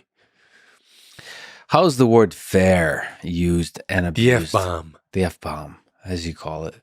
How's it used and abused in negotiation? It's usually used. It's most frequently used as a weapon. It's abused as a point of manipulation. It's what people say when they feel backed into a corner and they can't come up with any legitimate reason as to why they're being backed into a corner. Like nobody uses the word the F-bomb. Nobody uses the word fair when they've got criteria to back them up. Mm-hmm. So consequently, when somebody starts dropping it, you got to realize the other side's got no legitimate outside criteria. They're feeling very vulnerable. They can't explain it, but they feel defensive. And it saying, "Hey, look, I've given you a fair offer," is a way for me to knock you off your game if you're not aware of it. So a lot of cutthroat negotiators are going to use it on you to knock you off your game. The NFL strike, probably now, it's been a good 10 years ago. And maybe even longer than that. One of the sticking points was the owners were not opening their books to the players. Players wanted to see the numbers. And in order to not open their books, they just sent a rep to hold a press conference saying, "We've given the players a fair offer." Well, if it was fair, you'd open your books. Yeah. If you gave them a fair offer and it was justified by what was in your books, you'd open them to prove your point. So what ends up happening, though, the owners gave the players a fair offer starts to get picked up in the media. Mm-hmm. And then it starts getting repeated. And now there are different people on the player's side are going like, yeah, maybe they have given us a fair offer. It caused people to be insecure about their own position. It's an enormously powerful word that can be used and abused. And it almost always comes up in every negotiation. It's shocking the number of times it comes up with people who don't really understand how or why it's coming up. So usually it's a signal of a not a good place in negotiation. Without question, I'm completely convinced that if the person is using the word as a means of getting what they want, then either accidentally or on purpose, either in their gut or they know they got a bad position or their gut is afraid that they are. Do I use the word? What I'll say is I want you to feel like I've treated you fairly. And if any given point in time you think I'm not treating you fairly, I want you to stop me, and we're going to address it. Big, ridiculous question, but how do you close the deal? How do you take the negotiation to its end? Is it implementation ultimately? You got to pivot to agreed upon implementation to really move out of the negotiation. And I may say, how do you want to proceed? And if you don't know, I might say, no warranted question. Is it a ridiculous idea if I share with you some ideas of how to proceed? Hmm. And then you agree on the actual steps, and that's the implementation. It's not just the philosophical agreement. It's actual steps. The big problem in all negotiations is a lack of discussion of next steps. That's deep. Who's the best negotiator you've ever met? Yeah, and actually probably my son, Brandon. Yeah? Yeah, he's ridiculously talented. I mean, he's ridiculously talented. And he's, and what was it? Coyle's book, The Talent Code, says that, people just noticed it and started getting good at it. There's no such thing as a child prodigy. Just got interested when they were a kid. I mean, Brandon started learning how to negotiate when he was 2 years old. And he's been in it and immersed in it, since he could make complete sentences, even before he could make complete sentences. He's ridiculously talented. What's his future? What's he want to do? He has been involved. He run and built my company, and now he's gonna be an affiliated licensee, run his own operation. He's pretty much gonna end up doing very much. It's gonna open his entrepreneurial opportunities to do whatever he wants and not have his dad say no. And do a better job than his dad. Most likely. Yeah. Okay. Do you see some of the techniques that you talk about as manipulative?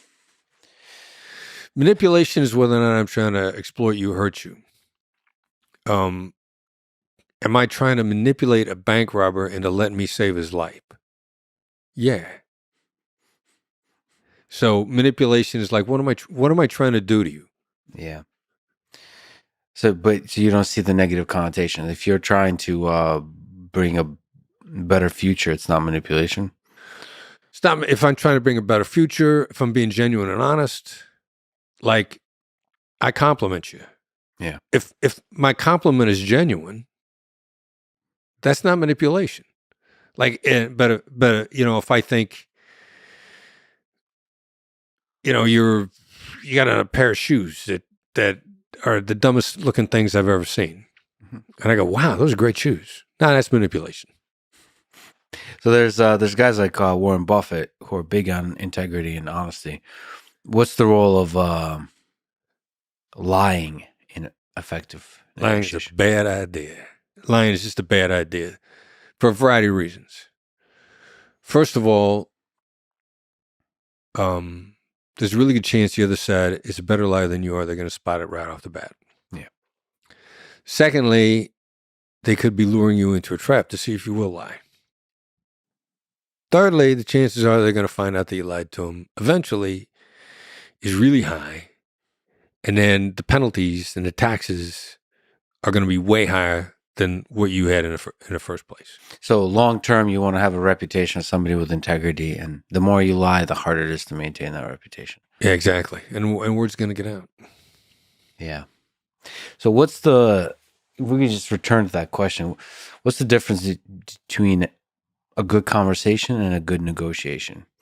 Can we, because I think just reading your work, listening to you, there's a sense I have that the thing we're doing now and just conversation on podcasts and so on is different than negotiation. It feels like the purpose is different. And yet having some of the same awareness of the value of empathy is extremely important. But it feels like the goals are different. Or no? Really close, fine line. I mean, I rolled in here not having any expectations, not looking for anything other than to have an interesting conversation. And to hear what was behind the questions that you were asking me and what interests you. And then also your description of silence and the power of silence is something I'm going to take away as a learning point and help learn to teach others. But I didn't come in here. I suppose a negotiation is when we're both aware of a problem we're trying to solve. Right. There's no problem in the room. Right. To solve, except maybe like the human condition and insight, wisdom. Insight. Learning. How do you train to become better at negotiating? In business, in life. Yeah, just small stakes practice for high stakes results. I mean, decide what kind of negotiating resonates with you. I mean, what's that mean? Small stakes practice for high stakes, or small stakes? So small, little, incremental, like picking up girls at a bar. Or what are we talking about? Well, it can be for some people. That's high stakes practice. Well, labeling mirrors. What are the basic tools of great negotiation? Labeling, mirroring, paraphrasing, summarizing. So you start labeling and mirroring people that you just having regular interactions with. just to gain a feel for whether or not you can read somebody's affect or how accurate your read is, to get better at it. And so, label the Lyft driver or the grocery store clerk or person behind the airline counter at the airport. So putting a label on their affect. Or throwing something at them because negotiation is a perishable skill. Emotional intelligence is perishable. So seeing if you can indicate that you understand their label. One of my favorite labels to throw out on somebody, which, maybe re-level, I might look at somebody who looks distressed and I'll go, tough day. So several years ago, I'm at the counter at LAX. Well, I'm waiting in line to get to the counter. And a lady behind the counter is clearly making it a point to not meet my eyes so that I don't approach. And she looks, and so like, you know, when you're next in line and they're making sure that you don't meet eyes. And I'm thinking to myself, all right, so they're having a bad day. So I walk up, and as soon as I approach the counter, I go, tough day. And she kind of snaps around and she goes, no, how can I help you? And goes out of her way to help me.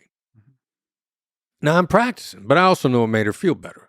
It relieved some of the stress. So now I'm going through TSA. I want to look for people who are having a tough day. It's a good place to find them. It's a good place to find them, practice. And I'm rolling through the line, and I realize I haven't tossed a label out on any one of these guys. And there's this guy watching the bags come out of the x-ray machine, and he's just kind of got an indifferent look on his face. And I go, tough day? And he kind of goes, I could see from his body language like, no. And I go, just another day, huh? And he goes, yeah, just another day. He felt seen, but I missed, and I'm practicing, and I'm trying to stay sharp. So these just are the few words. With just a few words, you're trying to like quickly localize the affect and put a label on it. Very, very, very analytically said. Thank you. I'm not letting it go. I love it. Does the same apply to just conversation in general? Just how to get better at conversation. I think a lot of people struggle. They have insecurities. They have anxiety about conversation. As funny as it's to say, I have a lot of anxiety about conversation. Is that it basically do the same kind of practice some of the techniques in your book? Genuinely. Just trying to make sure you heard somebody out. Yeah. What's the best conversation you ever been in? Except this one, of course. Wow. What I mean, not the best conversation, but what stands out to you as conversation that changed you as a person, maybe? Well, there's probably been a lot of them along the way. I mean, but one that I remember on a regular basis, there's two. But when I was in the bureau, I'm at Quantico. I'm there for an in-service. There's another guy from New York, a buddy of mine named Lionel. And we're both trying to decide whether or not we want to try to get into profiling or negotiation, because they're both about human dynamics, and both of us really like human dynamics. And we're sitting around talking about it, and we're talking about several things, and he labels me. And I knew he didn't know what he was doing. I think he had picked it up, and I'd been talking about my family, quite a few things. And he said to me, and I never said this directly, that we were close. But he said to me, it sounds like your family's really close. And I can remember in the moment, like this feeling, just like I felt great in the moment. I mean, what he said just drew together everything that I'd been saying and nailed the essence of it. And I have a very clear recollection of how good that felt in the moment. So a couple years later, I'm on a suicide hotline. Now I got this line in the back of my head, line, technique, reaction, read, whatever you want to call it. Guy calls in on a hotline, and I could tell the dude is rattled by his tone of voice. I mean, just amped up. And he goes, I'm just trying to put a lid on the day. I need your help putting a lid on the day. I got to put a lid on the day. And I go, you sound anxious. And he goes, yeah. And he came down a little bit, and he was a guy that was. He was telling me about he was battling a disease of paranoia, and he's going to go on a car trip with his family the next day, and he knew that on the car trip he was going to, twist himself into knots, and so the night before he's twisting himself into knots. and he's laying out everything that he's done to try to beat paranoia and how much his family's helping him. And he's going on a car trip with the family because they're going to take him to see a doctor. And so I hit him with the same thing that my buddy Lionel said. I said, it sounds like your family's close. And he goes, yeah, we are close. And he leveled out a little bit more. And then he started ticking off all the things that he was doing to try to beat paranoia. And he sounded determined. And so I said, you sound determined. And he goes, yeah, I am determined. And I'll be fine tomorrow. Thanks. And that was all I said. So those two conversations, which are overlapping conversations, those two things really stick out in my mind. Do those things, like through all the different negotiations and conversations you've had, do they kind of echo throughout? Like you basically, because when you empathize with other human beings, you start to realize we're all the same. And so you can start to pick little phrases here and there that you've heard from others, little experiences that we're all about. Like we all want to be close with other human beings. We all want love. I think we're all deeply lonely inside, looking for connection. We're just if we're honest about it, and so all humans have all the same different components of what makes them tick. So do you kind of see yourself basically just saying the same things to connect with another human being? Yeah, there aren't that many different things that we're looking for understanding on or connection on or satisfaction of. There just aren't that many of them, regardless. And so, yeah, you're looking for it to manifest itself in some form or another, and you're willing to take a guess on whether or not that's what you're seeing or hearing. What advice would you give to me to be better at these conversations? To me and to other people that do kind of interviews and podcasts and so on. Wow. Because I really care about empathy as well. Is there kind of, as a lifelong journey in this process? Yeah, well, I think I would advise you to take that approach, which is the approach that you're taking. You care about it. You're very curious about it. You see it as a lifelong journey. You're fascinated by it. You enjoy learning about it. And you definitely do see it as a lifelong journey, as opposed to this is what if I can acquire this, then I can manipulate people. No, I mean, I fall in love with people I talk to. There's a kind of deep connection, and it lingers with you, especially when I'm preparing. The more material there is in a person, the more you get to fall in love with them ahead of time. You get to really not understand, but what I mean by fall in love is appreciate, huh? Appreciate, but also become deeply curious. That's what I mean by fall in love. Like, yeah, you appreciate the things you know, but you start to see, like Alice in Wonderland, you start to see that there's all this cool stuff you can learn if you keep interacting with them. And then when you show up and you actually meet, you realize it's like more and more and more and more. It's like in physics, the more you learn, the more you realize you don't know. And it's really exciting. And then it could also be heartbreaking because you have to say goodbye. The goodbye, I hate goodbyes. I hate goodbyes. Seems terminal, right? Yeah. It reminds me that I'm going to die one day. Like things end, good things end. It sucks. But then it makes the moment more delicious, that you do get to spend together. Yeah. Okay. I just I completely forgot. I wanted to ask you about this. The 7-38-55% rule. This is really interesting. Is there at all truth to it? That 7% of a message is conveyed from the words used, 38% from the tone of voice, and 55% from body language.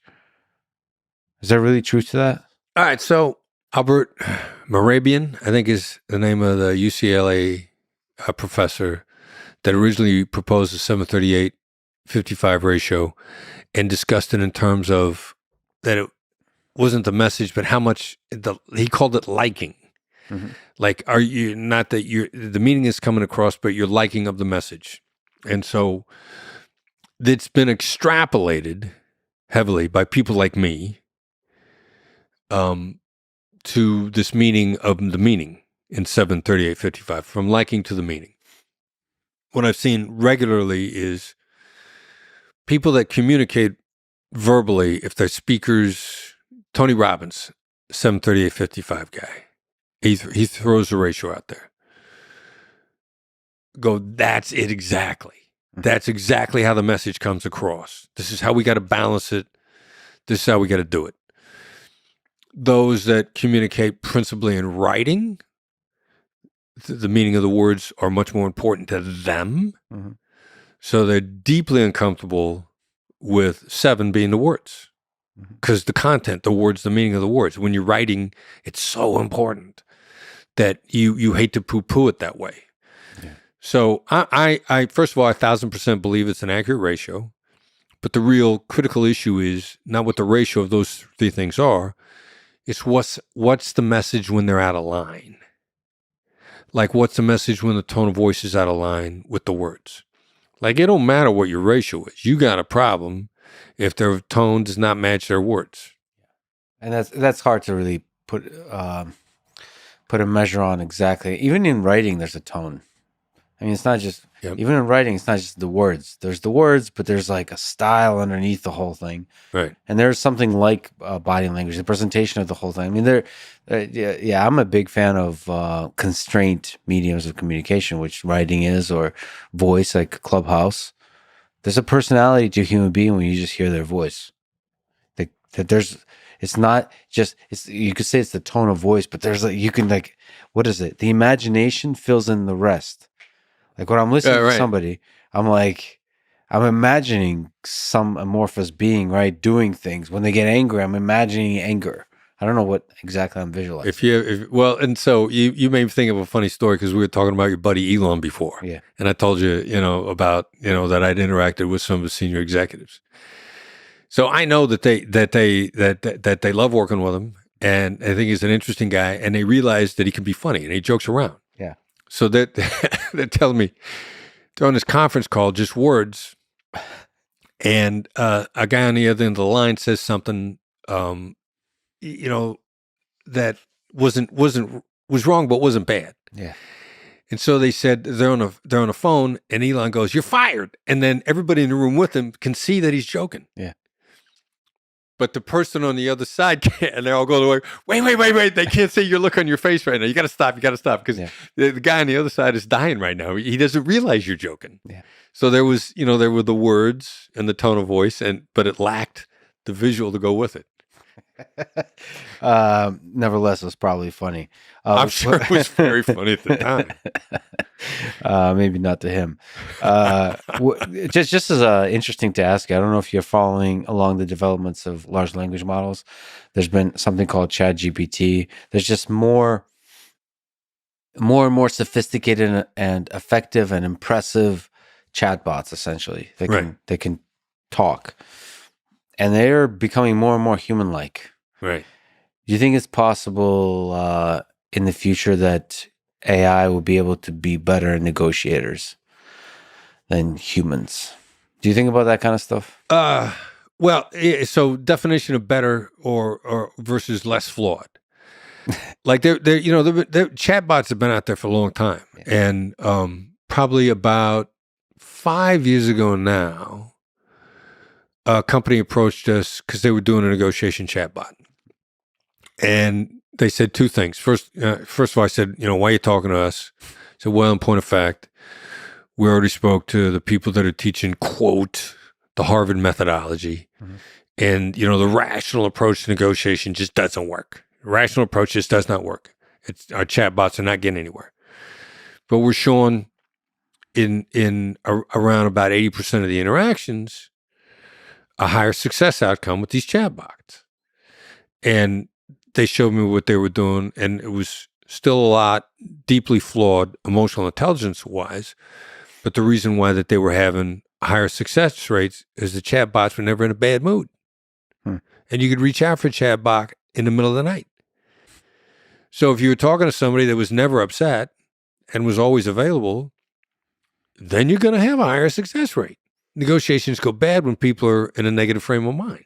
So the natural ability of a chatbot to be positive is just going to give you a higher success rate. Yeah, and they're not going to get mad and argue with you. You know, you say to a chatbot, you know, your price is too high.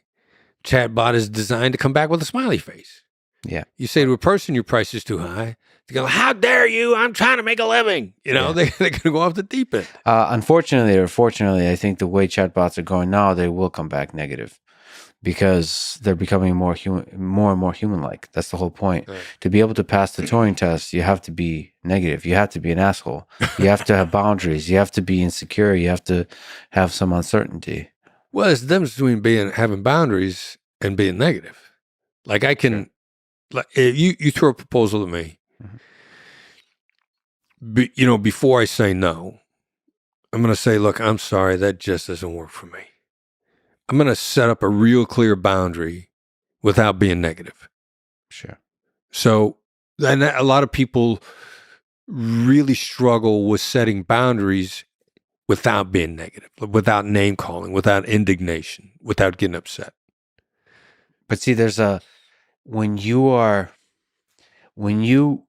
show that you're not getting upset, I'm not just seeing that. I'm seeing a flawed human that has underneath it a temper, underneath it the ability to get upset, Right. but chooses not to get upset. And a chatbot has to demonstrate that. So it's not just going to be cold and you know, be this kind of corporate, blank, empty, sort of like vapid creature that just says, "Oh, thank you for saying that." No, it's basically you have to. The chatbot has to be able to be mean and choose not to be. Interesting. I don't know. Maybe not. I'd be willing to see that play out and see how it plays out. But I guess what I'm saying is to be a good negotiator, you have to have the capacity to be a bad person and choose not to. Really? I think so. I think you just got to have the capacity to set a boundary and stick to it. Interesting. Because I think it's hard for me to trust a person who's not aware of their own demons. Because if you say you don't have any demons, if you don't have any flaws, I can't trust you. Yeah, well, first of all, it's a lie, right? So Right. somebody's lying. Right. It gets back to lying. Yes. So you have to have a self-awareness about that, but you be able to control it, demonstrate to be able to control it. I mean, this is humans. I just think humans, intelligent, effective humans, are able to do this well, and chatbots are not yet, and they're moving in that direction. So it makes me think about what is actually required for effective negotiation. And that's what AI systems do, is they make you ask yourself, what is it that makes humans special at any discipline? What is it that makes humans special at chess and Go games, which AI systems are able to beat humans at now?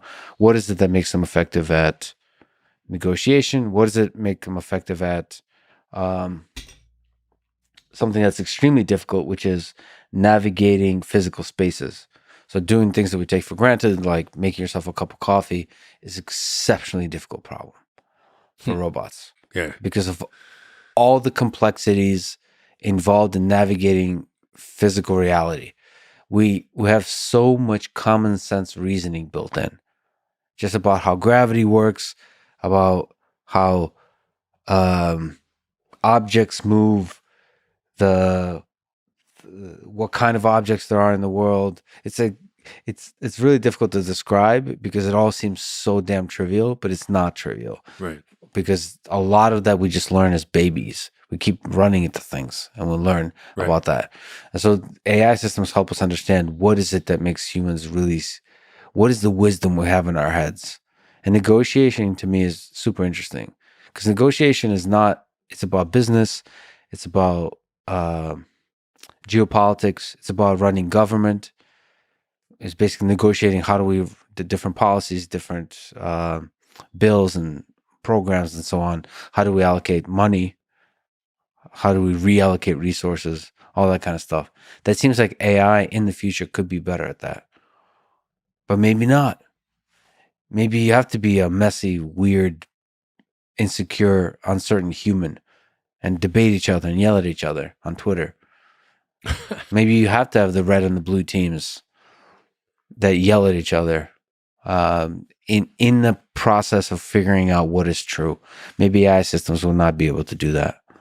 Figure out the full mess of human civilization. Yeah, interesting. Well, I mean, the two thoughts that I had along the way was, I mean, anytime you're talking about systems or scaling, you're talking, my belief is chatbots, systems, things that don't require decision-making, just following the instructions, at least 80% of what's going on. Now, the remaining percentage, whatever it is, does it require the human interaction and what's required? Like, I am not pro-conflict. And I also know that there's a case to be made in the creative world that some of the best thinking came out of conflict.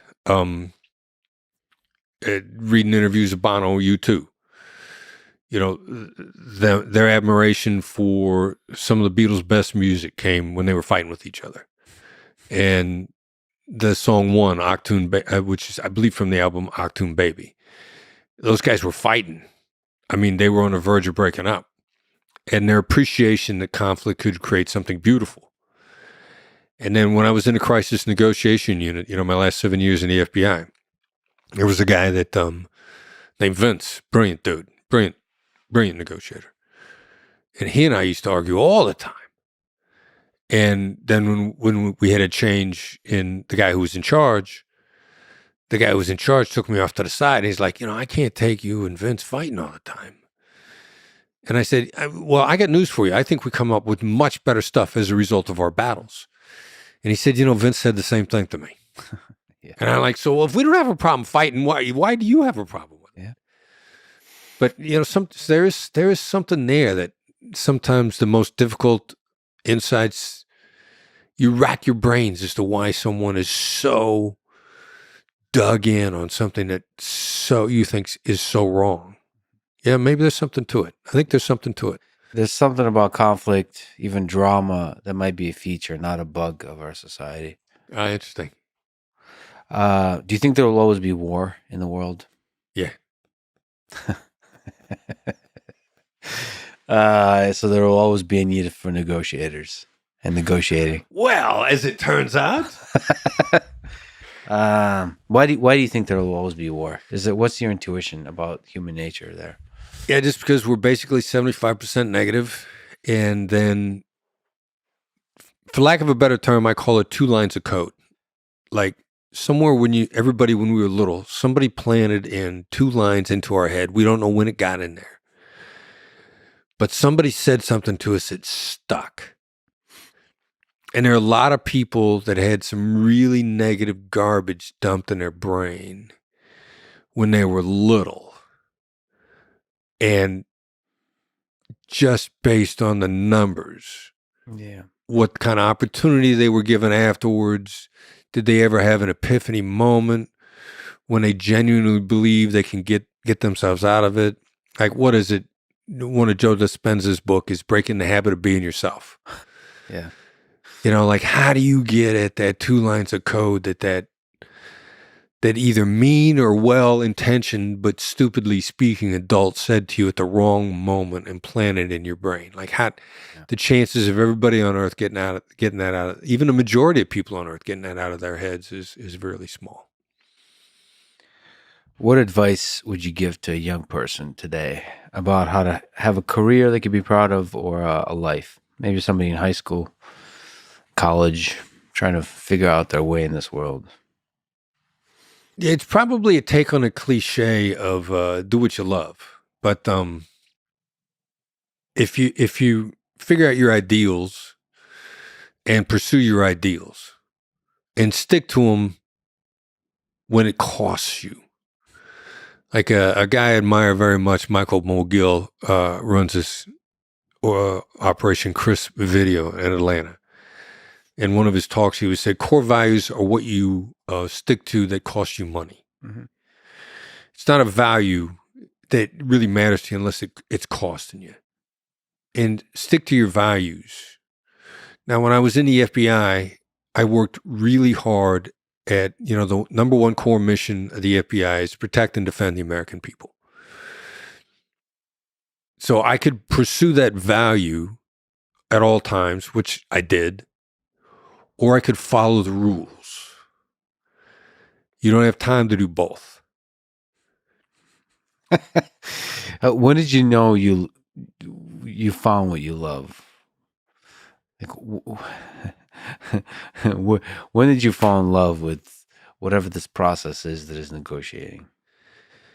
I think it was in a conversation on the suicide hotline that I was telling you about earlier with the guy who was paranoid. When I thought I can have that significant of an impact on another human being in this short of a period of time. That's really cool. How hard is it to talk somebody off the ledge? So this question is a big question. Why the hell live at all? How do you have that kind of deeply philosophical, deeply psychological, and also practical conversation with somebody and convince them they should stick around? Well, it's more clearing the clutter in their head. And let them make up their own mind. That was what volunteering on a suicide hotline was really about. Just let me see how quickly I can clear out the clutter in your head, if you're willing to have it cleared out. Like, did you call here because you're actually looking for help, or did you call here to fulfill some other agenda? So, are you willing to clear the clutter in your head? Not everybody is.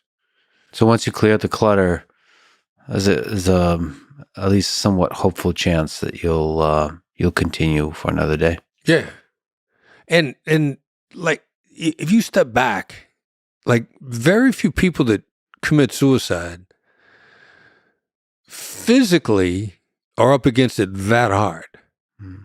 Like most of them, by and large, are pretty intact physically human beings. They're struggling with emotional stuff. But it's an emotional issue. It's not a physical issue. So if you were to be a complete mercenary, like a guy I'm a very big fan of, a guy named Mark Pollock, born great athlete, lost his eyesight and then became paralyzed. Like he's an emotional leader. He's about helping people thrive and live great lives. Like Mark's was born, he was a spectacular athlete. And first he lost his sight in one eye, then he lost his sight in the other eye, and then he fell out a window in a tragic experience. Like if there was ever a dude that was saying like, living sucks, and if there's any doubt in my mind, something worse happens to me every few years. But Mark's about being alive and inspiring other people. So the hard part with navigating with somebody who's tossing it in because there's a chemical imbalance or it's the way they're interpreting the world. Yeah. There's clutter in their head. Like how can you help clear that clutter in their head and help them by themselves, inspire them to reinterpret that world? Yeah, as one worth living in. Yeah. What do you think is the meaning of life? Wow. Voss? Why live? What's a good reason? Well, I have very strong religious beliefs. Spiritual. I don't 1,000%. If you were to try to confine me in a box, I'd be a Christian. I have tremendous respect for the Jewish. I don't think any religion's got it nailed exactly. I keep mentioning him. I'm kind of a Bono Christian. I think he's like what, and I'm going to butcher it, but, my belief in Jesus is what I've got after Christianity leaves the room. The dogma of man's application of spiritual beliefs. Sure. So, but that being said, I truly believe that my life was a gift and there's a purpose here. And, for my creator decided that I woke up in the morning because he still had some cool, interesting things for me to do. And you have gratitude for having the opportunity to live that day. Yeah. Well, you do one heck of a good job at living those days. I really appreciate your work. I appreciate the person you are. Thank you for just everything you've done today, for just being empathic. Honestly, you're a great listener. You're a great conversationalist. It's just an honor to meet you and to talk to you. This was really awesome, Chris. My pleasure. Thanks for listening to this conversation with Chris Voss. To support this podcast, please check out our sponsors in the description. And now, let me leave you with some words from John F. Kennedy. Let us never negotiate out of fear, but let us never fear to negotiate. Thank you for listening, and hope to see you next time.